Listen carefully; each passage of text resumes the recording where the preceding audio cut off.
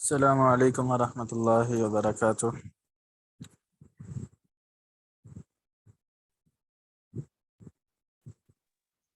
وعلیکم السلام ورحمۃ اللہ۔ جی کیسے ہیں شاہین بھائی، فائز بھائی کیسے ہیں آپ؟ خیریت سے ہیں؟ الحمدللہ خیریت ہے حضرت، شکر۔ ماشاء اللہ۔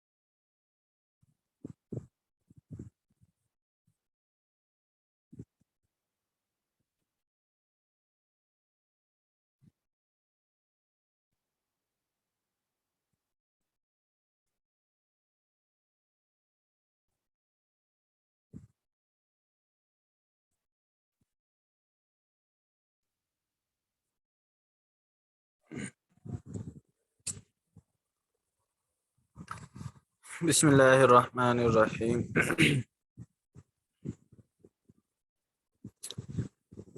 آج ہم نے سبق پڑھنا ہے وَإِن تَزَوَّجَتْ أَمَةٌ بِإِذْنِ مَوْلَاهَا ثُمَّ أُعْتِقَتْ فَلَهَا الْخِيَارُ حُرًّا كَانَ زَوْجُهَا أَوْ عَبْدًا۔ اس عبارت کے اندر جو ہے ایک مسئلہ بیان ہوا ہے۔ وہ مسئلہ یہ ہے کہ باندی نے شادی کر لی اپنے مولا کی اجازت کے ساتھ۔ شادی کرنے کے بعد مولا نے اس کو آزاد کر دیا، ٹھیک ہے۔ تب آزاد ہونے کے بعد اس کو خیار عتق ملے گا یا خیار عتق نہیں ملے گا، اس کی کیا صورت ہوگی؟ ٹھیک ہے۔ خیار عتق کہتے ہیں کہ جب باندی جو ہے وہ غلامی سے آزاد ہو تو اس کو شریعت کی طرف سے یہ اختیار دیا جاتا ہے کہ وہ اپنا نکاح برقرار بھی رکھ سکتی ہے، اور اگر اپنا نکاح توڑنا چاہے، ختم کرنا چاہے تو وہ ختم بھی کر سکتی ہے۔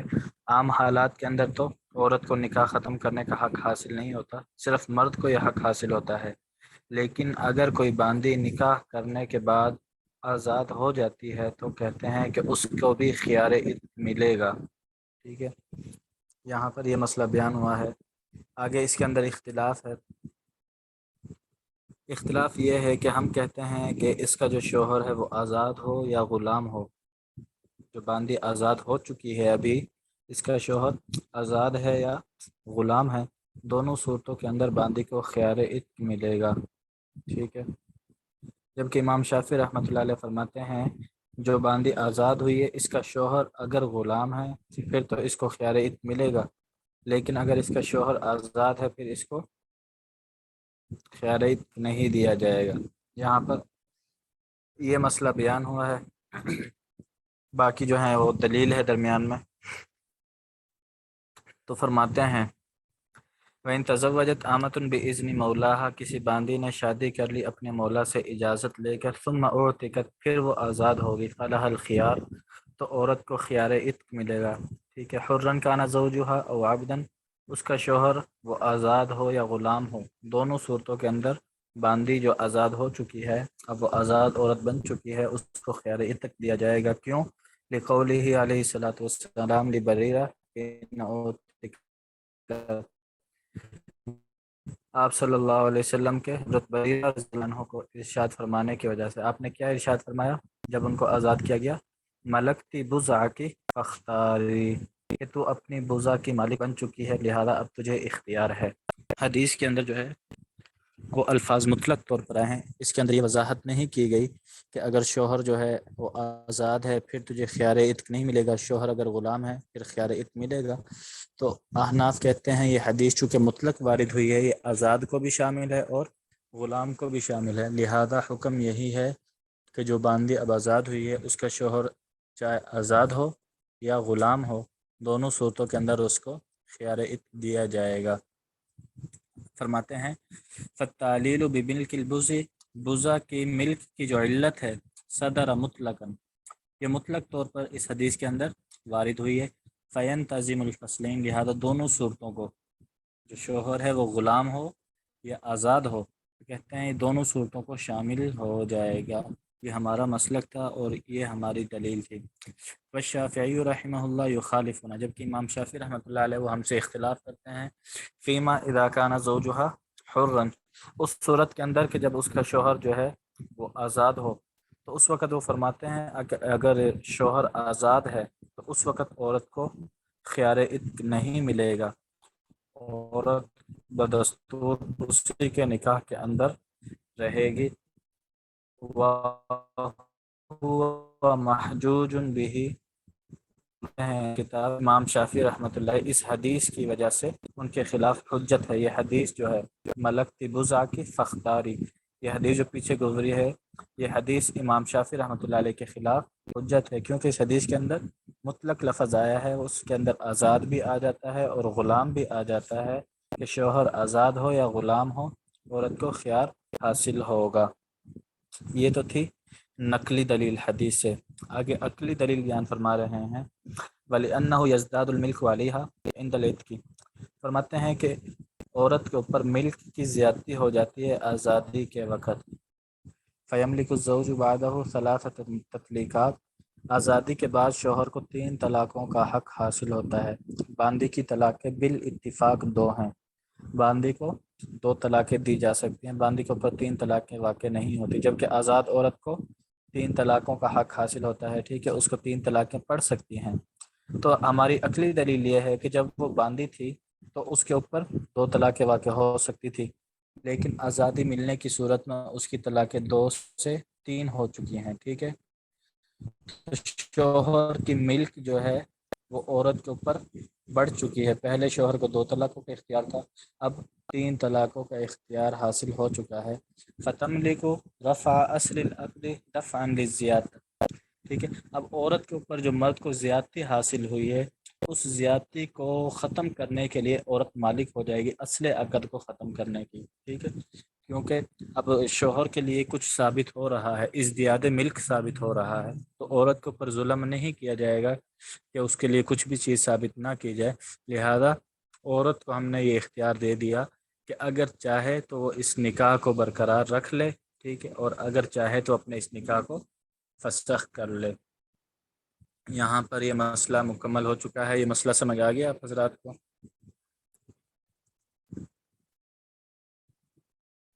جی جی جی حضرت۔ وَقَدَ الْمُكَاتَبَةُ، یہ بھی اسی کی طرح مسئلہ ہے، فرماتے ہیں مکاتبہ کا بھی یہی حکم ہے کہ جب مکاتبہ باندی جو ہے وہ آزاد ہو جائے گی بدلے کتابت ادا کرنے کے بعد، ٹھیک ہے، تو اب اس کا شوہر آزاد ہو یا غلام ہو، ہمارے نزدیک مکاتبہ باندی جو کہ اب آزاد ہو چکی ہے اس کو خیار عتق ملے گا، ٹھیک ہے۔ اذا تزوجت باذن مولاها ثم اوتک، ٹھیک ہے، اس کو آزاد کر دیا، مولا سے اجازت لے کر اس نے شادی کی۔ وقال ظفر رحمہ اللہ لا خیار لها، جبکہ اس میں امام ظفر رحمۃ اللہ علیہ فرماتے ہیں کہ مکاتبہ باندی کو جب وہ آزاد ہو چکی ہے اس کو اختیار نہیں ملے گا، کیوں؟ لأن العقد نفذ علیہا برضاہا، کیونکہ جو مکاتبہ باندی کا جو عقد ہے وہ اس کی اپنی رضامندی کے اوپر موقوف ہوتا ہے۔ جو مطلقاً باندی ہے اس کا نکاح تو جو اس کا آقا ہے، آقا کی اجازت پر موقوف ہوتا ہے، لیکن آقا نے جس باندی کو مکاتبہ بنا دیا ہے، ٹھیک ہے، اس کا نکاح اس کی اپنی اجازت کے اوپر، اس کی اپنی رضامندی کے اوپر موقوف ہوتا ہے۔ تو امام ظفر رحمۃ اللہ علیہ فرماتے ہیں کہ عقد چونکہ عورت کی اپنی رضامندی سے نافذ ہوا ہے، وکان المہر لہا، اور جو مہر ملتا ہے وہ مہر بھی اس عورت کو ملتا ہے، اس کے مولا کو نہیں ملتا، لہذا جب سارا کچھ عورت کی رضامندی کے ساتھ ہو رہا ہے، فلا معنی لاثبات الخیار، لہذا یہاں پر خیار عتق ثابت کرنے کا کوئی مطلب ہی نہیں بنتا۔ جب عورت اب خود راضی تھی اس نکاح کو کرنے پر، ٹھیک ہے، مہر بھی وہ خود وصول کر رہی ہے، تو اب ہم اس کو خیار عتق کس بنیاد پر دیں؟ کیونکہ اس کے اندر تو اس کی اپنی رضامندی ثابت ہو چکی ہے، بخلاف الامت، بخلاف باندی کے، کیوں؟ کیونکہ باندی کی رضامندی تو معتبر نہیں ہوتی، باندی کے اندر تو اس کے آقا کی اجازت جو ہے وہ معتبر ہوتی ہے۔ تو ہم اس کے اندر یہ دلیل دیتے ہیں ان العلت ازدیاد الملک، جو خیار ملنے کی جو علت ہے وہ ملک کا زیادہ ہونا ہے. ٹھیک ہے، ہمارا مطلقاً جواب ہے کہ بھی ہم خیار اس وجہ سے دیتے ہیں کہ شوہر کو عورت کے اوپر ملک کا اضافہ ہو جاتا ہے. پہلے 2 طلاقوں کا اختیار ہوتا ہے، آزادی کے بعد 3 طلاقوں کا اختیار ہوتا ہے. یہ ازدیاد ملک جیسے ایک مکمل باندی کے اندر ہوتی ہے، اسی طرح ازدیاد ملک مکاتبہ باندی کے اندر بھی ہوتی ہے. لہذا جس طرح مطلقاً جو مکمل باندی ہے اس کو خیار عتق ملے گا، اسی طرح مکاتبہ باندی کو بھی خیار عتق دیا جائے گا. لأن عدتها قرآن، کیونکہ مکاتبہ عورت جو ہے اس کی عدت قرآنی 2 حیض ہوتے ہیں اور اس کی طلاق بھی 2 ہوتی ہیں. لیکن آزاد ہونے کے بعد اس کی عدت 3 حیض بن جاتی ہے اور اس کی طلاقیں بھی 3 بن جاتی ہیں. لہذا جب عورت کے اوپر ازدیاد ملک ثابت ہو رہی ہے تو یہ مطلقاً ہماری علت ہے. لہذا اس علت کے پائے جانے کی وجہ سے یہ حکم لگا دیا جائے گا کہ باندی مکاتبہ ہو تو اس کو بھی خیار عتق ملے گا. یہ مسئلہ سمجھ آ گیا جی؟ جی جی حضرت. ٹھیک ہو گیا. خبر کو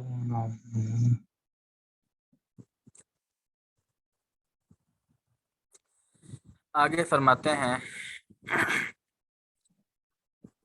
وَإِن تَزَوَّجَتْ أَمَةٌ بِغَيْرِ إِذْنِ مَوْلَاهَا، کسی باندی نے مولا کی اجازت کے بغیر نکاح کر لیا تو اس کا حکم تو یہ ہوتا ہے کہ نکاح مولا کی اجازت پر موقوف ہو جاتا ہے. لیکن مولا نے ابھی تک نہ ہاں میں جواب دیا نہ میں جواب دیا، وہ خاموش ہی رہا.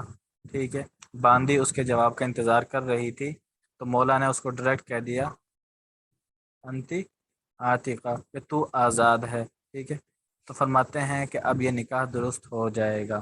اب یہ نکاح درست ہو جائے، کیونکہ جب مولا کی اجازت کے اوپر موقوف تھا، مولا نے باندی کو آزاد کر کے گویا کہ اس کے عقد کو نافذ کر دیا ہے. اب اس کا یہ نکاح نافذ ہو جائے گا. لِأَنَّهَا مِنْ أَهْلِ الْعِبَارَةِ، کیونکہ عورت جو ہے وہ اہل عبارت میں سے ہے، بات چیت کرنے کا حق اس کو حاصل ہے، عاقلہ ہے، بالغہ ہے. ٹھیک ہے، اس کا کلام معتبر ہوتا ہے. جب عورت اہل عبارت میں سے ہے اور اس کا نکاح جو پہلے نافذ نہیں ہو رہا تھا، وامتناع النفوذ من حق المولا، وہ تو مولا کے حق کی وجہ سے تھا اس کا نکاح جو موقوف ہوا تھا. ٹھیک ہے، وقد زال، جب مولا کا حق زائل ہو گیا تو اس نے جو نکاح کیا ہے اس کا نکاح نافذ ہو جائے گا. ولا خیار لہا، اور اس عورت کو خیار عتق بھی نہیں ملے گا. اس عورت کو خیار عتق بھی نہیں ملے گا. کیوں؟ لأن النفوذ بعد العتق، کہ اس کا نکاح جو نافذ ہو رہا ہے اس کے آزاد ہونے کے بعد نافذ ہو رہا ہے. اور خیار عتق کس کو ملتا ہے؟ جس کا نکاح غلامی کی حالت کے اندر نافذ ہو چکا ہو، اس کے بعد وہ آزاد ہو رہی ہو. لیکن اس کا نکاح تو آزادی کے اندر ہو رہا ہے. تو جس طرح ایک آزاد عورت کا حکم ہے کہ اس کو کوئی اختیار نہیں ہوتا اپنے نکاح کے ختم کرنے کا، اسی طرح اس کو بھی اپنے نکاح ختم کرنے کا اختیار نہیں دیا جائے گا. فلا تتحقق زیادت الملک، یہاں پر تو ملک کی زیادتی ثابت ہی نہیں ہو رہی، کیونکہ جب اس کا نکاح نافذ ہوا ہے یہ آزاد ہو چکی تھی اور اس کی طلاقیں بھی 3 بن چکی تھی، اس کی عدت بھی 3 حیض بن چکی تھی. اب نکاح کرنے کی وجہ سے ٹھیک ہے اس کی ملکیت کے اندر کوئی اضافہ نہیں ہو رہا، تو یہ ایسا ہی ہو گیا کما اذا زوجت نفسها بعد العتق، گویا کہ اس نے اپنی شادی آزاد ہونے کے بعد کی ہے. جب آزاد ہونے کے بعد کوئی عورت اپنا نکاح کر لے، ٹھیک ہے، جس طرح وہاں پر اس کو خیار عتق نہیں ملتا اسی طرح یہاں پر بھی اس کو خیار عتق نہیں دیا جائے گا. یہ مسئلہ بھی سمجھ آ گیا آپ حضرات کو؟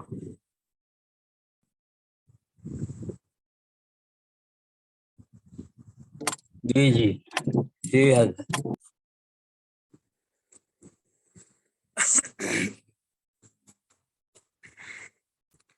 اچھا جی،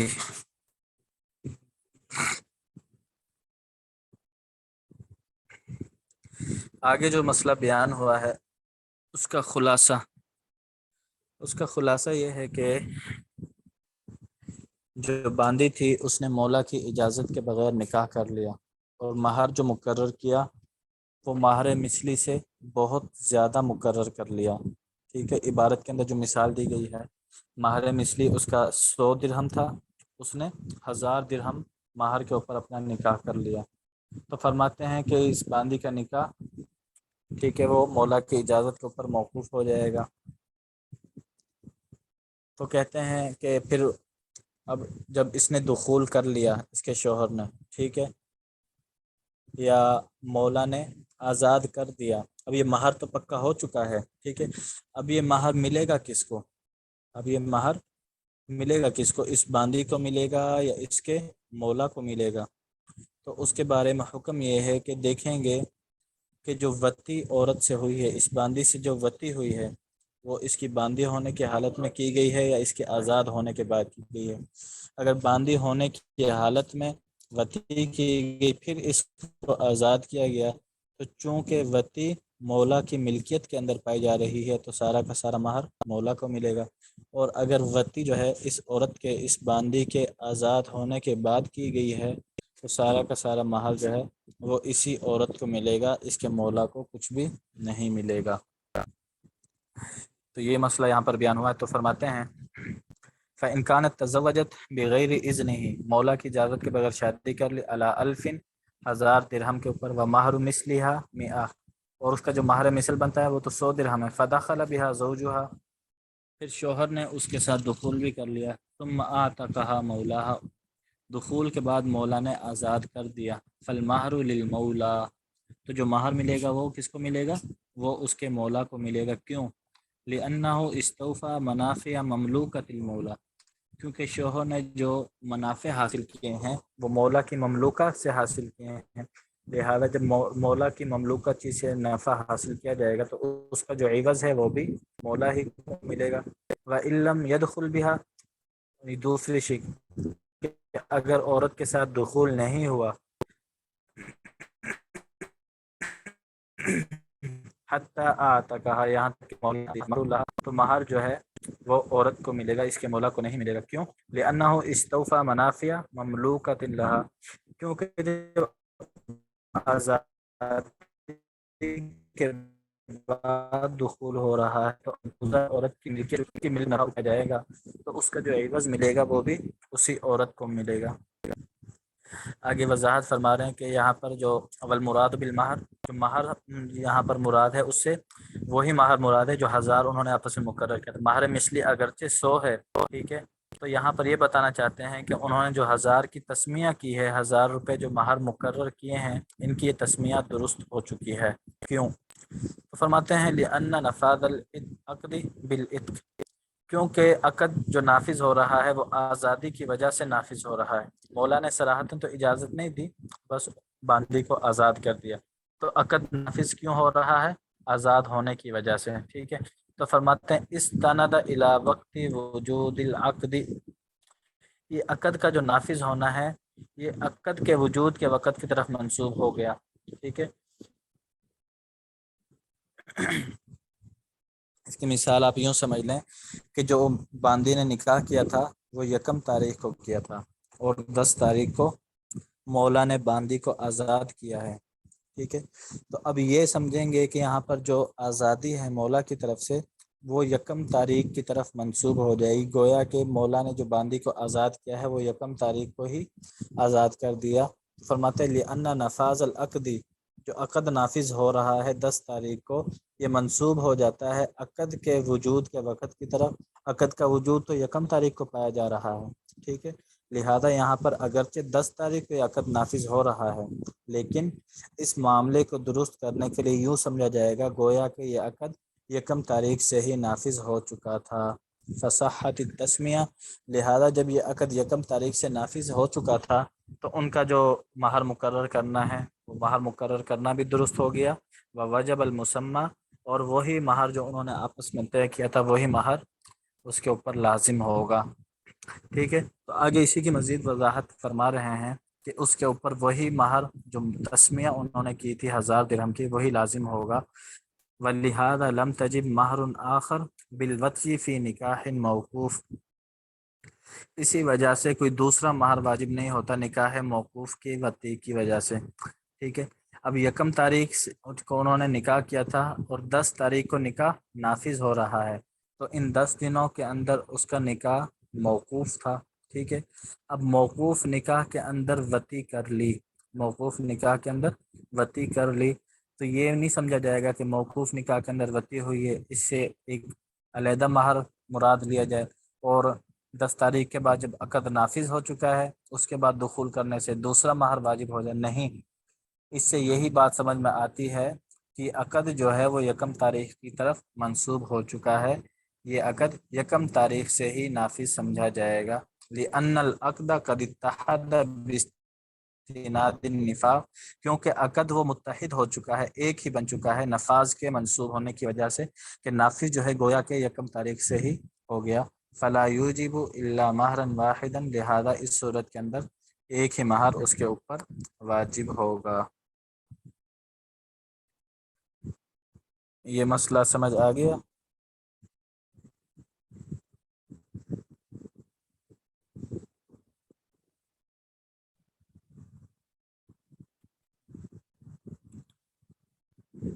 جی بھائیو، یہ مسئلہ سمجھ آ گیا؟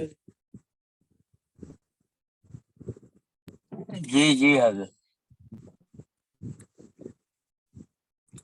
ٹھیک ہے، آگے لمبا مسئلہ ہے، انشاءاللہ ہم کل پڑھ لیں گے، ابھی وقت 3 منٹ رہ گئے ہیں، اس کے اندر وہ مکمل نہیں ہوگا، تو آگے والا مسئلہ جو ہے انشاءاللہ ہم کل پڑھ لیں گے۔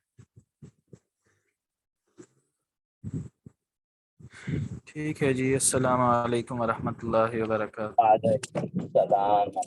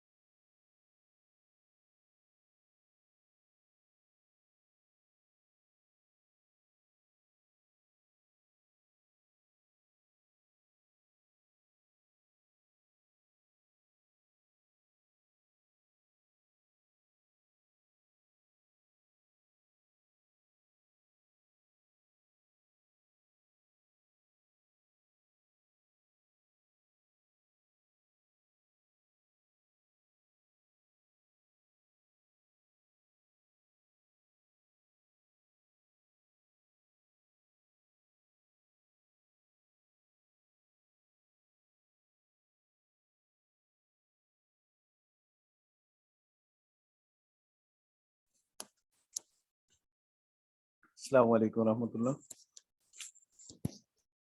وعلیکم السلام ورحمۃ اللہ وبرکاتہ۔ سبق آج پہلے ختم ہو گیا جی؟ جی حضرت 2 منٹ پہلے ختم کر دیا۔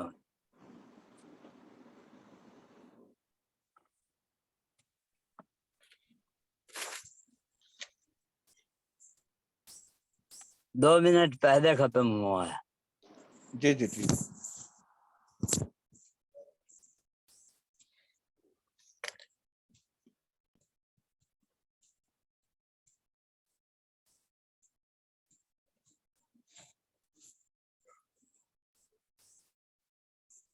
سبق سنائیے آج۔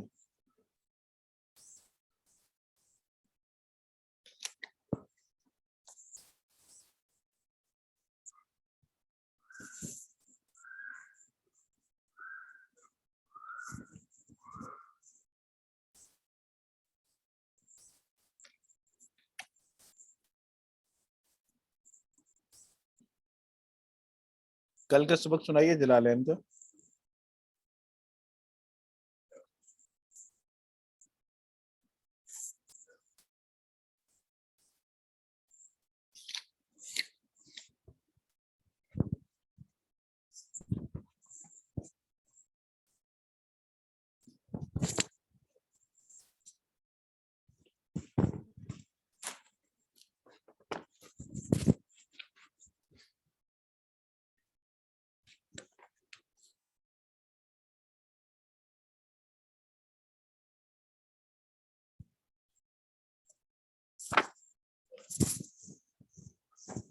میری آواز نہیں آ رہی ہے آپ کو؟ جی آ رہی ہے حضرت. میں نے عرض کیا کہ سبق سنا دیجیے. میں تو گاڑی میں ہوں, ابھی گھر جا رہا ہوں, تو انشاءاللہ میں سنا دوں گا آپ کو. ابھی کوئی اور سنا دے. جی اوروں نے تو بس سنانا کہاں ہے جی, کوئی بھی نہیں سنانے والا, سارے جی میں سننے گاڑی والے. میں ہوں, بس 10 منٹ میں گھر پہنچ رہا ہوں, تو انشاءاللہ وہیں سنا دوں گا. اچھا جی. اعوذ باللہ من الشیطان الرجیم, بسم اللہ الرحمن الرحیم.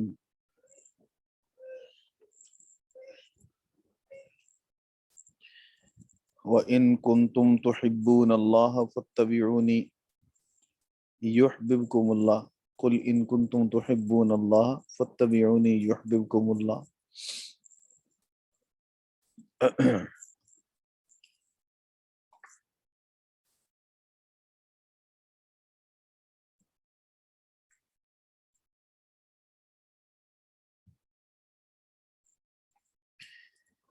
فرمایا اگر تمہیں اللہ سے محبت ہے اے پیغمبر کہہ دیجئے, اگر تمہیں اللہ سے محبت ہے تو پھر میری اتباع کیجئے. یحببکم اللہ, اللہ تم سے محبت کرے گا. ویغفر لکم ذنوبکم, اللہ تمہارے گناہوں کو معاف کر دے گا. واللہ غفور الرحیم, اللہ تعالیٰ معاف کرنے والا رحم کرنے والا ہے. قل اطیعوا اللہ والرسول, فرما دیجئے اطاعت کیجئے اللہ کی اور رسول کی. فإن تولوا, اگر تم اعراض کرو گے, اگر تم نے اعراض کیا, فإن اللہ لا يحب الکافرین, تو بے شک اللہ رب العزت کافروں کو پسند نہیں کرتا. دیکھیے جی, مولانا شان نزول اس کا مفسر رحمہ اللہ تعالی نے بیان کیا ہے کہ نزل لما قالوا ما نعبد الاسنام الا حبا للہ لیقربونا الیہ, جب مشرکین نے یہ کہا کہ ہم بتوں کی عبادت صرف اس لیے کرتے ہیں اس لیے کہ ہمیں اللہ سے محبت ہے, اور یہ ہمیں اللہ کے قریب کرتے ہیں, اللہ کی چاہت کو لینے کے لیے, اللہ کی محبت کے حصول کے لیے ہی تو ہم بتوں کے آگے سجدہ کرتے ہیں. اس لیے ہم اللہ رب العزت کی عبادت کرتے ہیں تو اس سے محبت کرتے ہیں, اور اس کی محبت میں قرب پانے کے لیے ہم بتوں کے آگے سجدہ کرتے ہیں. اللہ نے فرمایا کہ یہ غلط بات ہے, محبت مجھ سے ہے تو محبت کا معیار بھی میں ہی بتلاؤں گا, اور جب مجھ سے محبت ہے تو پھر محبت کا معیار یہ نہیں کہ بتوں کے آگے سجدہ کیجیے, بلکہ بتوں کو چھوڑ کر رسول اللہ صلی اللہ علیہ وسلم کی اطاعت کیجیے, کہ ان کی اطاعت کرنا ہی اس بات کی دلیل ہے کہ تمہیں مجھ سے محبت ہے. مولانا محبت ہے ایک مخفی چیز, محبت کہتے ہیں میلان قلب کو, دل کے میلان کو محبت کہتے ہیں. محبت نظر نہیں آتی, محبت چھپی ہوئی چیز ہے. جب انہوں نے کہا کہ ہمیں اللہ سے محبت ہے تو دلیل مانگی گئی اللہ سے محبت پر, اس لیے کہ بغیر دلیل کے کوئی دعویٰ قابل مسموع نہیں ہوتا, سنا نہیں جاتا, قابل قبول نہیں ہوتا. تو انہوں نے کہا کہ ہمیں اللہ سے محبت ہے. اللہ فرماتا ہے کہ ان سے کہو قل ان کنتم تحبون اللہ, اگر تم محبت کرتے ہو اللہ سے تو پھر اس پر دلیل دو, ثبوت دو. دلیل کیا ہے؟ فاتبعونی, میری محبت میری اتباع کیجئے. یہ کیا عجیب انداز ہے جی. یہ نہیں فرمایا کہ اگر اللہ سے محبت ہے اللہ کی بات مانیے, باپ کہتا ہے بیٹا مجھ سے محبت ہے میری بات مانو, ماں کہتی ہے بیٹا مجھ سے محبت ہے تو پھر میری بات بھی مانو.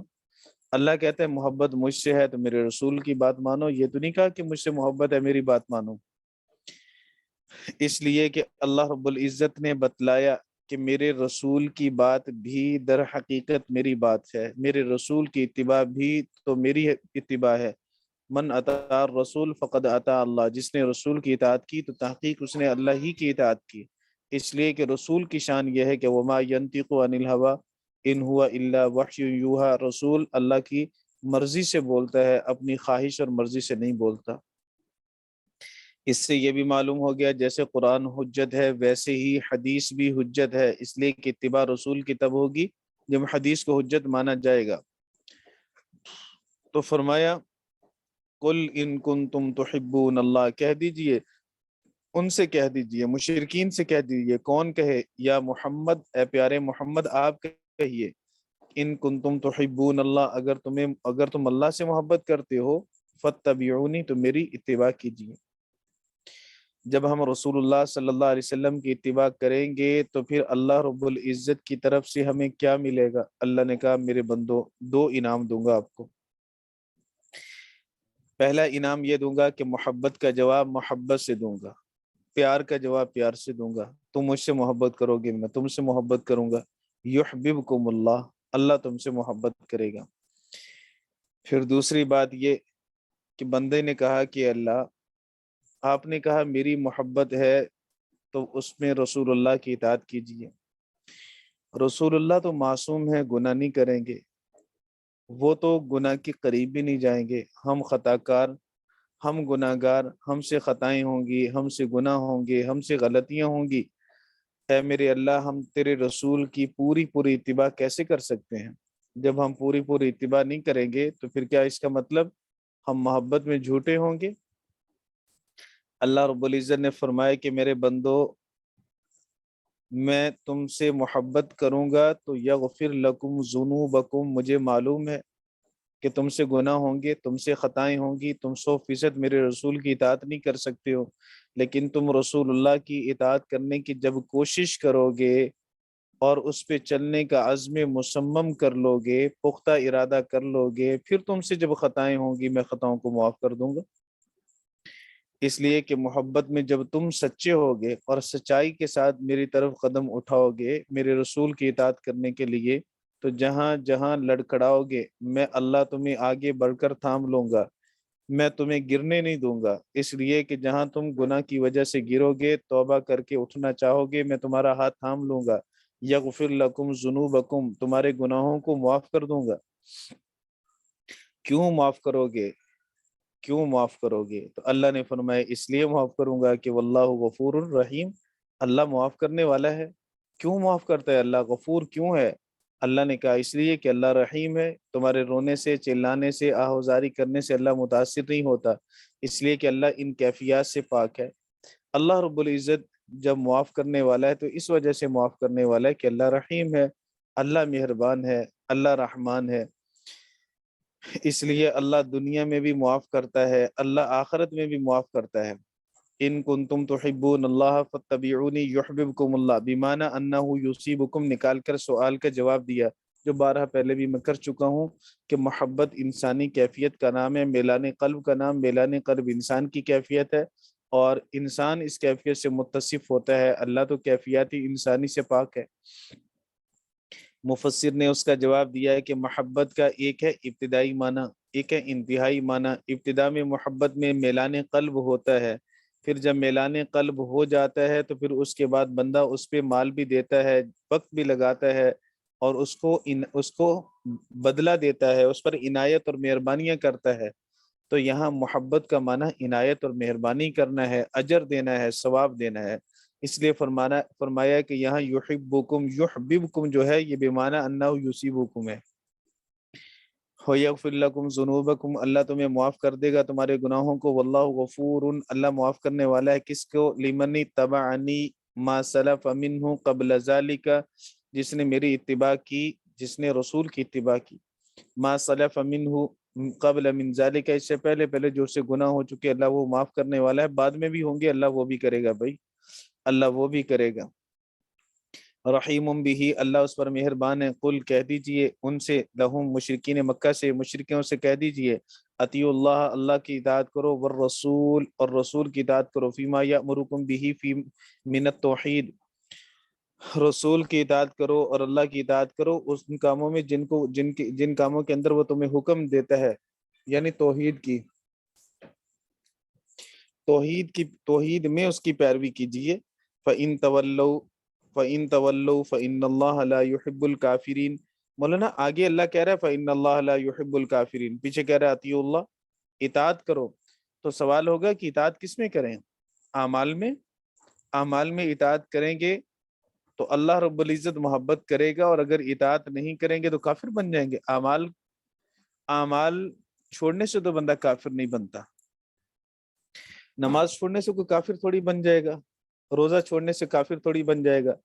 اس لیے مفسر رحمہ اللہ تعالی نے فرمایا کہ بھائی ہم آپ کو سمجھاتے ہیں کہ اطیع اللہ میں اصل میں توحید مقصود ہے، اور اس لیے مفسر نے تفسیر فرمائی فیما یأمرکم بہ من التوحید، توحید میں سے اللہ کا رسول جو تمہیں حکم دیتا ہے نا اس کی اطاعت کرو، اس لیے کہ تم مشرک ہو، چھوڑ دو بتوں کے آگے سجدہ کرنا، چھوڑ دو بتوں کو مشکل کشا کہنا، چھوڑ دو بتوں کو اللہ رب العزت کے سامنے جبری وسیلہ قرار دینا، یہ سب چیزوں کو چھوڑ دو، بتوں کے نام پہ جانوروں کو قربان کرنا چھوڑ دو، اللہ ہی کے نام پہ قربان کیجئے، اسی کے سامنے سجدہ ریز ہو جائیے، اسی کے آگے جھکیے، اسی کو پکاریے، مشکلات میں بھی آسانیوں میں بھی۔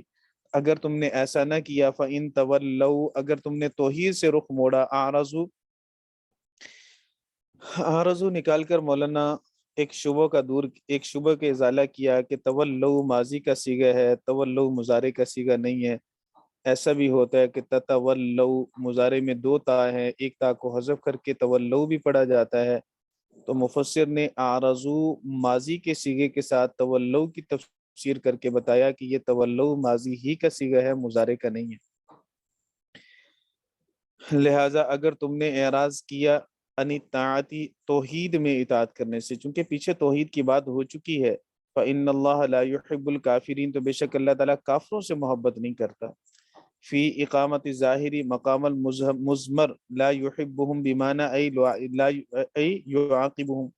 مولانا ایک اور سوال کا جواب دیا، سوال یہ ہے کہ قرآن پاک میں تو اختصار ہے، تفصیل سے تو تفصیل نہیں ہوتی، اختصار سے زیادہ کام لیا گیا۔ اللہ یوں بھی تو کہہ سکتا تھا فإن اللہ لا يحبهم، اللہ ان سے محبت نہیں کرے گا، چونکہ بات تو پیچھے چلتی آ رہی ہے، سمجھ میں آ جائے گی۔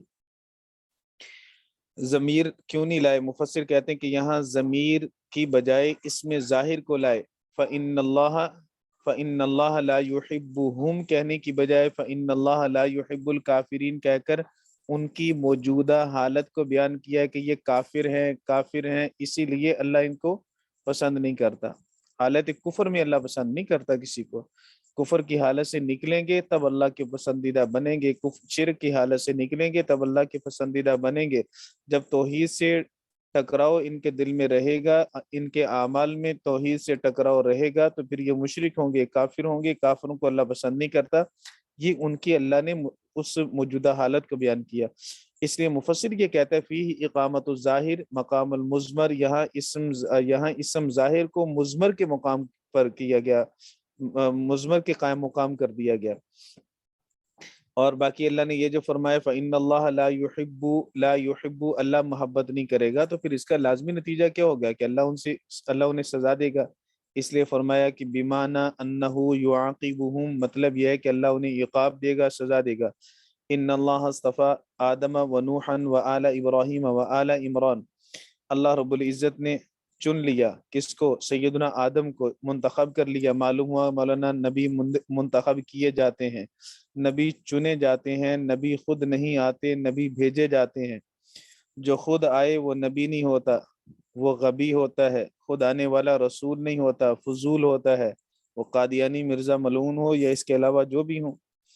ان اللہ اصطفیٰ، بے شک اللہ نے چنا، اختارا پسند کیا، چننے کا مطلب پسند کیا، کس کو؟ آدم کو۔ آدم کا معنی گندمی رنگ والا، یہ پیچھے گزر چکی ہیں باتیں۔ نوح کا معنی نوحہ زاری کرنے والا، گریہ و زاری کرنے والا۔ ابراہیم کا معنی بزرگی والا۔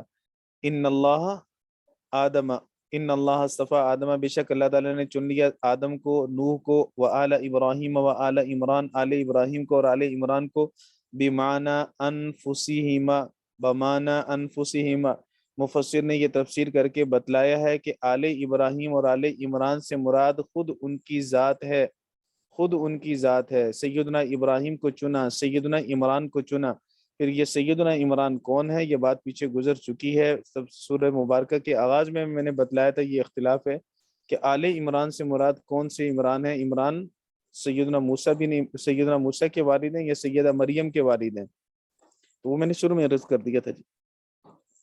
اس لیے مراد اس سے کیا ہے جی؟ آل ابراہیم سے خود ابراہیم مراد ہیں، آل عمران سے خود سیدنا عمران مراد ہیں، اور ان کو اللہ نے کیوں چنا؟ ان کو چنا کہ ان کی نسلوں سے اللہ نے پیغمبر بھیجے، نبی بھیجے۔ ابراہیم کے بیٹے یعقوب ہیں، اسماعیل ہیں، پھر بیٹے ان کے اسماعیل و اسحاق ہیں، پھر اسحاق کے بیٹے سیدنا یعقوب ہیں، یعقوب کے بیٹے سیدنا یوسف ہیں۔ آگے سلسلہ چلا ہے نبیوں کا، 4000 اور بعض نے کہا 70,000 نبی آئے ان کے اولاد میں۔ سیدنا اسماعیل کی اولاد میں ہمارے آقا صلی اللہ علیہ وسلم تشریف لائے۔ عمران ان کے اولاد میں بھی نبی پیدا ہوئے، حضرت مریم پیدا ہوئی، مریم سے سیدنا عیسیٰ بن مریم پیدا ہوئے، پھر آگے نبیوں کا سلسلہ ہے۔ اچھا جی، فرمایا قال ابراہیم وآل ابراہیم وآل عمران بمعنی انفسہما، تو یہ بتلایا کہ انفسہما سے مراد ان کی ذات ہے، آل نہیں، کیونکہ آل کے اندر تو کافر بھی ہوئے نا، ساری آل کو تھوڑی چنا ہے، آل کے اندر تو کافر بھی ہیں، مسلمان بھی ہیں۔ علی العالمین، تمام جہان والوں پر ان کو اس لیے خاص طور پر منتخب کیا کہ ان کی آل میں اللہ نے کچھ نبی بھی بھیجے ہیں، آل کی وجہ سے ان کو چن لیا۔ بجعل الانبیاء من نسلہم، چونکہ اللہ تعالیٰ نے ان کی نسلوں میں انبیاء بھیجے، ذریتم بعضها من بعض، فرمائے کہ ان کی اولاد ان کے بعض کی اولاد ہیں، منہم ان میں سے بعض میں سے ہیں، ولد اولاد۔ واللہ سمیع علیم، اللہ رب العزت سننے والا جاننے والا ہے۔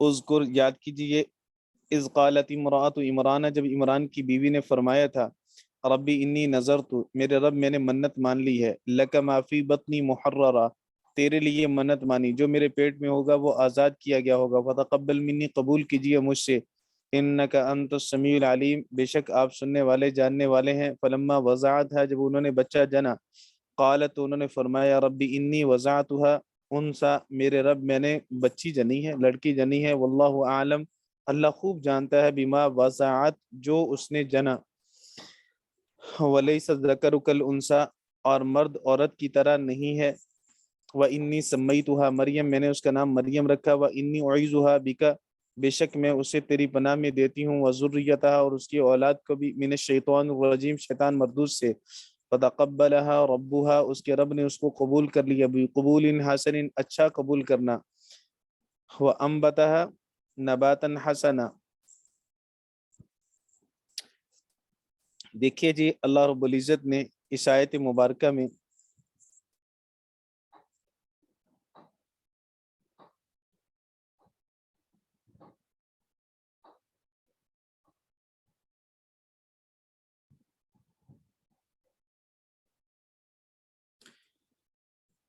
سیدہ مریم علیہ السلام کا ذکر خیر فرمایا۔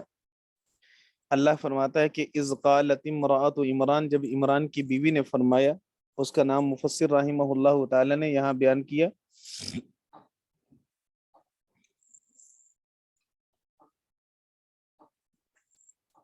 حنا،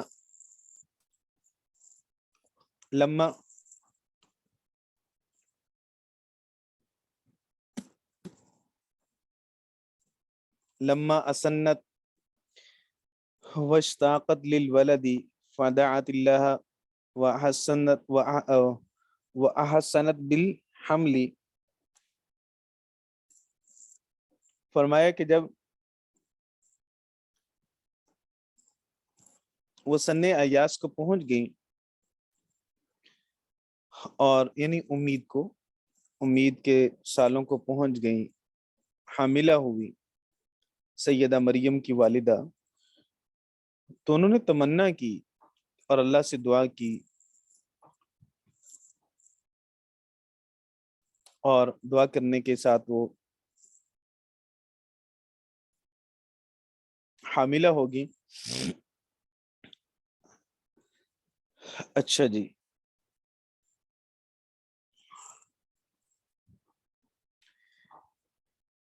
تو انہوں نے دعا کی کہ یا رب انی نظرت ان اجعل کہہ کر بتایا کہ نظر تو یہاں اجال کے معنی میں ہے، منت ماننے کے معنی میں نہیں ہے۔ دعا کی ہے انہوں نے کہ میرے رب بے شک بنا دیجئے جو میرے پیٹ میں ہے، بطنن معافی بطنی محررہ، جو میرے پیٹ میں ہے اس کو محرر بنا دیجئے، آزاد بنا دیجئے۔ آزاد کا معنی حضرت نے کیا عتیقاً خالصاً من شواغل الدنیا للخدمت بیت المقدس، بیتک المقدس، مطلب یہ ہے کہ اپنے بیت المقدس کے گھر کے لیے دنیا کے مشاغل سے خالص طور پر اسے آزاد کر دیجئے اور خالص طور پر اسے کر لیجئے اپنے بیت المقدس کے لیے، اسی کی یہ خدمت کرے گی جو میرے پیٹ میں حمل ہے بس۔ اب وہ حمل کو حضرت کی تو امید تھی کہ وہ بیٹا ہوگا، لیکن اللہ تعالیٰ نے اس بیٹی سے بدل دیا، بیٹی بنا دیا اسے۔ فتقبل منی، قبول کیجئے مجھ سے دعا، انک انت السمیع للدعاء، بے شک آپ دعا کو سننے والے ہیں، علیم بالنیات، نیتوں کو جاننے والے ہیں۔ وہلک عمران وہی حامل، عمران فوت ہو گئے، بیوی ابھی حاملہ تھی، حالت حمل میں تھی۔ فلما وضعتها، جب اس عورت نے، امراۃ عمران نے بچی کو جنا ہے، ولدتها جاریتن، اس نے بچی جنی، وکانت ترجو ان یکون غلاما، حالانکہ وہ امید یہ رکھتی تھی کہ یہ حمل بچہ ہوگا۔ اذ لم یکن یحرر الا الغلمان، اس لیے کہ بیت المقدس کے لیے آزاد نہیں کیا جاتا تھا، وقف نہیں کیا جاتا تھا مگر بچوں کو، اس لیے ان کی نیت یہ تھی کہ اللہ مجھے بچہ دے گا اور میں اسے بیت المقدس کی خدمت کے لیے وقف کر دوں گی۔ قالت معذرتن، یہ حال بنے گا قالت کی ضمیر سے، تو امراۃ عمران نے معذرت کرتے ہوئے کہا، یا ربی انی وضعتها انسا، اللہ میں نے بچی جنی ہے، واللہ عالم، حالانکہ اللہ جانتا ہے، عالم عالم، عالم مولانا اسم تفضیل کا صیغہ ہے، خوب جانتا ہے، زیادہ جانتا ہے، اس کا مطلب کوئی بندہ کم بھی جانتا ہے نہیں، ورنہ کوئی کم نہیں جانتا۔ عالم نکال کر بتایا کہ یہاں عالم اسم تفضیل تفضیل والے معنی سے خالی ہے، اور مطلب یہ کہ اللہ ہی جانتا ہے، اللہ خوب جانتا ہے، بما وضعت، جو اس عورت نے جنا، جملۃ اعتراض من کلامہ تعالی وفی قراءۃ بضم التاء، ایک تو یہ بتلا دیا کہ واللہ عالم بما وضعت، یہ جملہ معترضہ ہے، جملہ معترضہ کہتے ہیں جس کا پہلے کے ساتھ تعلق نہ ہو، اور دوسرا دو قراتیں بیان کی، اللہ واللہ عالم بما وضعت، بما وضعت، اللہ خوب جانتا ہے جو اس عورت نے جنا، اللہ خوب جانتا ہے جو میں نے جنا، تو دونوں باتیں ٹھیک ہیں، دونوں قراتیں ہیں۔ ولیس الذکر الذی طلبت، جس بچے کو میں نے مطالبہ کیا، جس بچے کو میں نے چاہا، کل انثی التی وہبت، وہ اس عورت کی طرح نہیں، اس بچی کی طرح نہیں جو مجھے عطا کر دی گئی، اس لیے کہ بچہ تو کعبہ بیت اللہ کی خدمت، بیت المقدس کی خدمت کرے گا، بچی تو بیت المقدس کی خدمت نہیں کر سکتی۔ خدمت کرنے میں، بیت المقدس کی خدمت کرنے میں جو خدمت بچہ کر سکتا ہے وہ بچی نہیں کر سکتی، یہ ہے حضرت کے فرمانے کا مقصد، ولیس الذکر کالانثی، مذکر اور مؤنث کی طرح نہیں خدمت کرنے میں۔ اس لیے مفسر نے فرمایا کہ ولیس الذکر، الذکر موصوف بنے گا، الذی طلبت، یہ طلبت کر لیں، جو اس عورت نے جس کا مطالبہ کیا، جس کی دعا کی تھی، اور کل انسا التی وہبت، یا دونوں متکلم کے پڑھ لے، دونوں طرح ٹھیک ہے۔ طلب تو، جو میں نے، جس کا میں نے مطالبہ کیا، اس عورت کی طرح نہیں ہے، جو اس بچی کی طرح نہیں جو بچی مجھے عنایت کر دی گئی، دے دی گئی۔ لأنه يقصد للخدمت، اس لیے کہ بچے سے مقصود تو خدمت تھی، وہی لا تصلح لها، اور وہ بچی بیت المقدس کی خدمت کرنے کی صلاحیت نہیں رکھتی، لضعفها، اس کے کمزور ہونے کی وجہ سے، بچی کمزور ہے، بچہ طاقتور ہوتا ہے، مرد طاقتور ہوتا ہے، وعورتها، عورت یہ عورت ہے اور وہ مرد ہوگا، عورت نے اپنے آپ کو مخفی رکھنا ہے، مرد نے اپنے آپ کو ظاہر کرنا ہے، خدمت کے لیے مولانا اظہار ہے، اخفا نہیں ہوتا، چھپ چھپا کے خدمت نہیں، مسجد کی اور بیت المقدس کی صفائی اور اس کا خیال رکھنے کے لیے تو سب کے سامنے آنا پڑے گا، جو نمازی ہوں گے، عبادت گزار ہوں گے، تو یہ کام بھی نہیں ہو سکتا۔ وما یعتریہ من الحیض ونحوہ، مرد کو حیض و نفاس نہیں آتا، عورت کو حیض آئے گا، جب حیض آئے گا مسجد میں، بیت المقدس میں داخل نہیں ہو سکے گی، اس وجہ سے حضرت نے فرمایا یہ جیسی نہیں ہے۔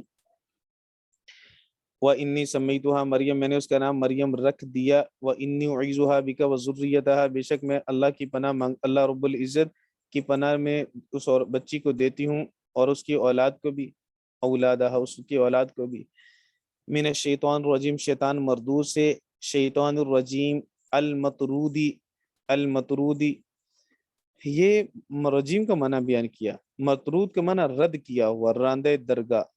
فی الحدیث امام مولود یولد الا مسہ الشیطان حین یولد، حدیث مبارکہ میں جو بچہ بھی پیدا ہوتا ہے شیطان اس کو مس کرتا ہے، شیطان اس کو ہاتھ لگاتا ہے، خناس، جب وہ بچہ پیدا ہوتا ہے، فیستحل، تو پھر وہ بچہ یستحل صارخن چیختا ہے اونچی آواز سے، صارخ اونچی آواز سے، الا مریم مگر مریم، و بنہا اور ان کا بیٹا، نہ سیدہ مریم کو شیطان نے مس کیا اور نہ ہی ان کے بیٹے سیدنا عیسیٰ بن مریم کو مس کیا۔ رواہ الشیخان، یہ حدیث مسلم اور بخاری میں ہے۔ فَتَقَبَّلَهَا رَبُّهَا، تو اس کے رب نے اس کو قبول کر لیا، ای قبل مریم من امیہا، یعنی اس کی والدہ مریم کی طرف سے جو کہ ان کی ماں تھی، حضرت اللہ رب العزت نے بچے کو قبول کر لیا، بقبول حسن، اچھی طرح قبول کرنا، وَأَنبَتَهَا نَبَاتًا حسنا، اس کی پرورش کی بہت اچھے طریقے سے پرورش کرنا، انشأها بخلق حسن، بڑے اچھے انداز سے، اچھے خلق سے اللہ تعالیٰ نے اس کو پیدا کیا، خوبصورت نیا نقش دیے، خوبصورت چہرہ دیا، اور پھر اللہ نے اس کی انتظام بھی کیا۔ فَكَانَتْ تَنبُتُ فِي الْيَوْمِ کما ينبت المولود فی العام، جیسے ایک بچہ سال میں بڑھتا ہے، سیدہ مریم ایک دن کے اندر اتنی گرو کرتی، اتنی بڑھ جاتی جتنا ایک سال کے بعد بچہ ہوتا ہے۔ اللہ تعالیٰ نے ایسا کمال دیا۔ وَأَتَتْ بِهَا أُمُّهَا، وَأَتَتْ بِهَا أُمُّهَا، اس کی ماں لے کر گئی اس کو، الاحبار، یہود، اس وقت کے جو علماء تھے نا عیسائی، ان علماء یہودی علماء کے پاس لے کر گئی حضرت مریم علیہ الصلاۃ والسلام۔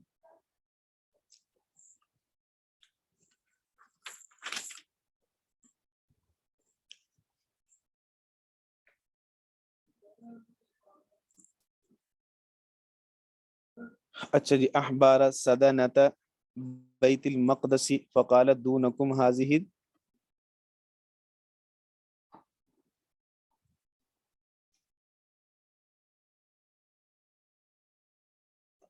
حاضہ النذیرہ فتنافسوا فیہا لأنہا بنت امامہم، فقال زکریا انا احق بها لأن خالتها عندي، فقالوا لا حتى تقتریها، فانطلقوا وهم 29 إلى نهر الأردن، وألقوا أقلامهم على أن من ثبت قلمه في الماء وصعد فهو أولى بها، فثبت قلم زكريا فأخذها وبنى لها غرفة في المسجد بسلم، ہے نا ادھر جی، بسلم لا يصعد إليها غيره، وكان يأتيها بأكلها وشربها ودهنها، فيجد عندها فاكهة الشتاء في الصيف وفاكهة الصيف في الشتاء، كما قال الله تعالى۔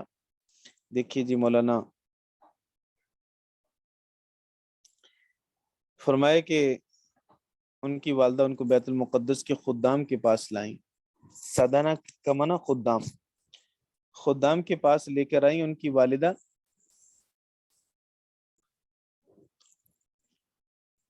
اور سیدہ مریم کی والدہ نے عرض کیا کہ اس نظر کو قبول کیجیے، یہ میری منت تھی، اس کو نظر کو قبول کر لیجیے۔ اور عمران چونکہ بیت المقدس کے امام تھے اور یہ ان کی بیٹی تھی، اس لیے سب نے یہ خواہش ظاہر کی کہ وہ اس کو اپنی پرورش میں لینا چاہتے ہیں، سب نے یہ خواہش ظاہر کی کہ وہ اسے اپنی پرورش میں لیں گے۔ کہاں گیا جی، فتنافسوا فیہا، سب نے اس میں اپنے لالچ کو، حرص کو ظاہر کیا، لأنہا بنت امامہم، کیونکہ ان کے امام کی بیٹی تھی۔ وقال زکریا، سیدنا زکریا علیہ الصلوۃ والسلام نے فرمایا، انا حق بها، میں اس کا زیادہ حقدار ہوں، لأن خالتها عندی، چونکہ اس کی خالہ مریم کی خالہ میرے نکاح میں ہے، اور یہ میری بھانجی لگی، میں اس کا خالو لگا، اس کی خالہ اس کی بہتر پرورش کر سکے گی۔ فقالوا لا، باقیوں نے کہا کہ نہیں حضرت، ایسا نہیں ہوگا، ایسا نہیں ہوگا، ہم کیا کریں گے؟ پھر انہوں نے کہا کہ ہم قرآن اندازی ڈالیں گے، نقتریو، قرآن ڈالیں گے۔ فانطلقوا وهم 29 الى نہر، یہ 29 آدمی تھے جی، نہر اردن کے پاس یہ پہنچے، اور انہوں نے یہ طے کیا کہ اپنے اپنے قلم ڈالیں گے نہر کے اندر، جس کا قلم ڈوب گیا وہ ہار گیا، جس کا قلم تیر گیا وہ اس کو مریم مل جائے گی۔ تو انہوں نے اپنے اپنے قلم ڈالے، وَأَلْقُوا أَقْلَامَهُمْ عَلَىٰ أَنَّ مَنْ ثَبَتَ قَلَمُهُ فِي الْمَاءِ، جس کا قلم پانی کے اندر ثابت رہا، وَصَعَدَ، اور وہ اوپر تیرتا رہا، فهو اولا بها، تو وہ زیادہ حقدار ہوگا مریم کو لینے کا. فثبت قلم زکریہ، سیدنا زکریہ کا قلم ثابت رہا. فاخذها، حضرت زکریہ نے اس کو لے لیا. وبنا لها غرفة في المسجد، اور حضرت زکریہ علیہ الصلوۃ والسلام نے مسجد میں ان کے لیے کمرہ تعمیر کروایا، کمرہ بنوایا حضرت نے مسجد کے اندر. بسلم، بالا خانے پر،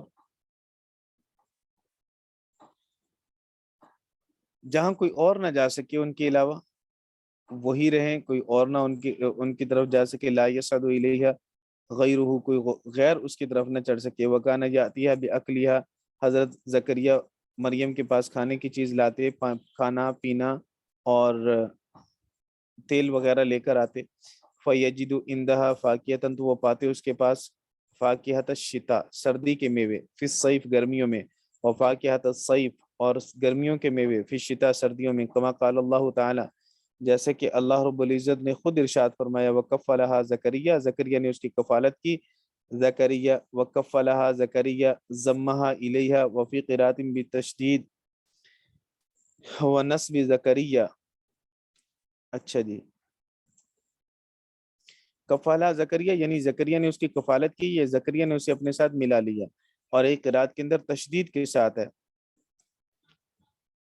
ونصب زکریا. ہمارے سامنے یہی قرات ہے مولانا، تشدید بدی، کفلہ، کفلہ نہیں ہے، کفلہ ہے. اچھا، زکریا، زکریا، زکریین نہیں ہے، زکریا، آگے حمزہ ممدودہ آئے گا، الف کے بعد حمزہ آ جائے گا.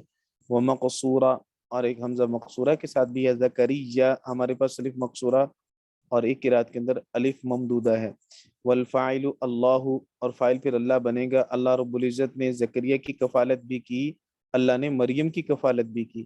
کل دخل علیہ، جب بھی وہ داخل ہوتے سیدنا زکریا مریم کے پاس. کلما دخل علیہ زکریا، زکریا المحراب، جب بھی سیدنا زکریا محراب کے اندر داخل ہوتے. محراب سے مراد مولانا وہ غرفہ جو ان کے لیے بنایا گیا تھا حضرت مریم علیہ الصلوۃ والسلام کے لیے، جس کو تیار کیا گیا تھا، وہ غرفہ اور کمرہ مراد ہے یہاں سے. الغرفت وہی اشرف المجالس، اور وہ مجلس کی، بیٹھنے کی بڑی بہترین جگہ تھی. وجد عندها رزقا، تو انہوں نے اس کے پاس رزق دیکھا تو حضرت حیران ہو گئے، تعجب سے فرمایا. قال یا مریم، اے مریم، انا لکی، انا مولانا کیفہ کے معنی میں بھی آتا ہے اور اینا کے معنی میں بھی آتا ہے، پیچھے پڑھ چکے ہیں سورہ اس میں بقرہ میں. تو انا لکی ھذا، تو یہاں انا اینا، اسے اینا کے معنی میں، کیفہ کے معنی میں نہیں ہے. قال یا مریم، تو فرمایا کہ مریم، من اینا، کہاں سے آتا ہے، کس جگہ سے آتا ہے تیرے پاس یہ پھل وغیرہ کہاں سے آتے ہیں.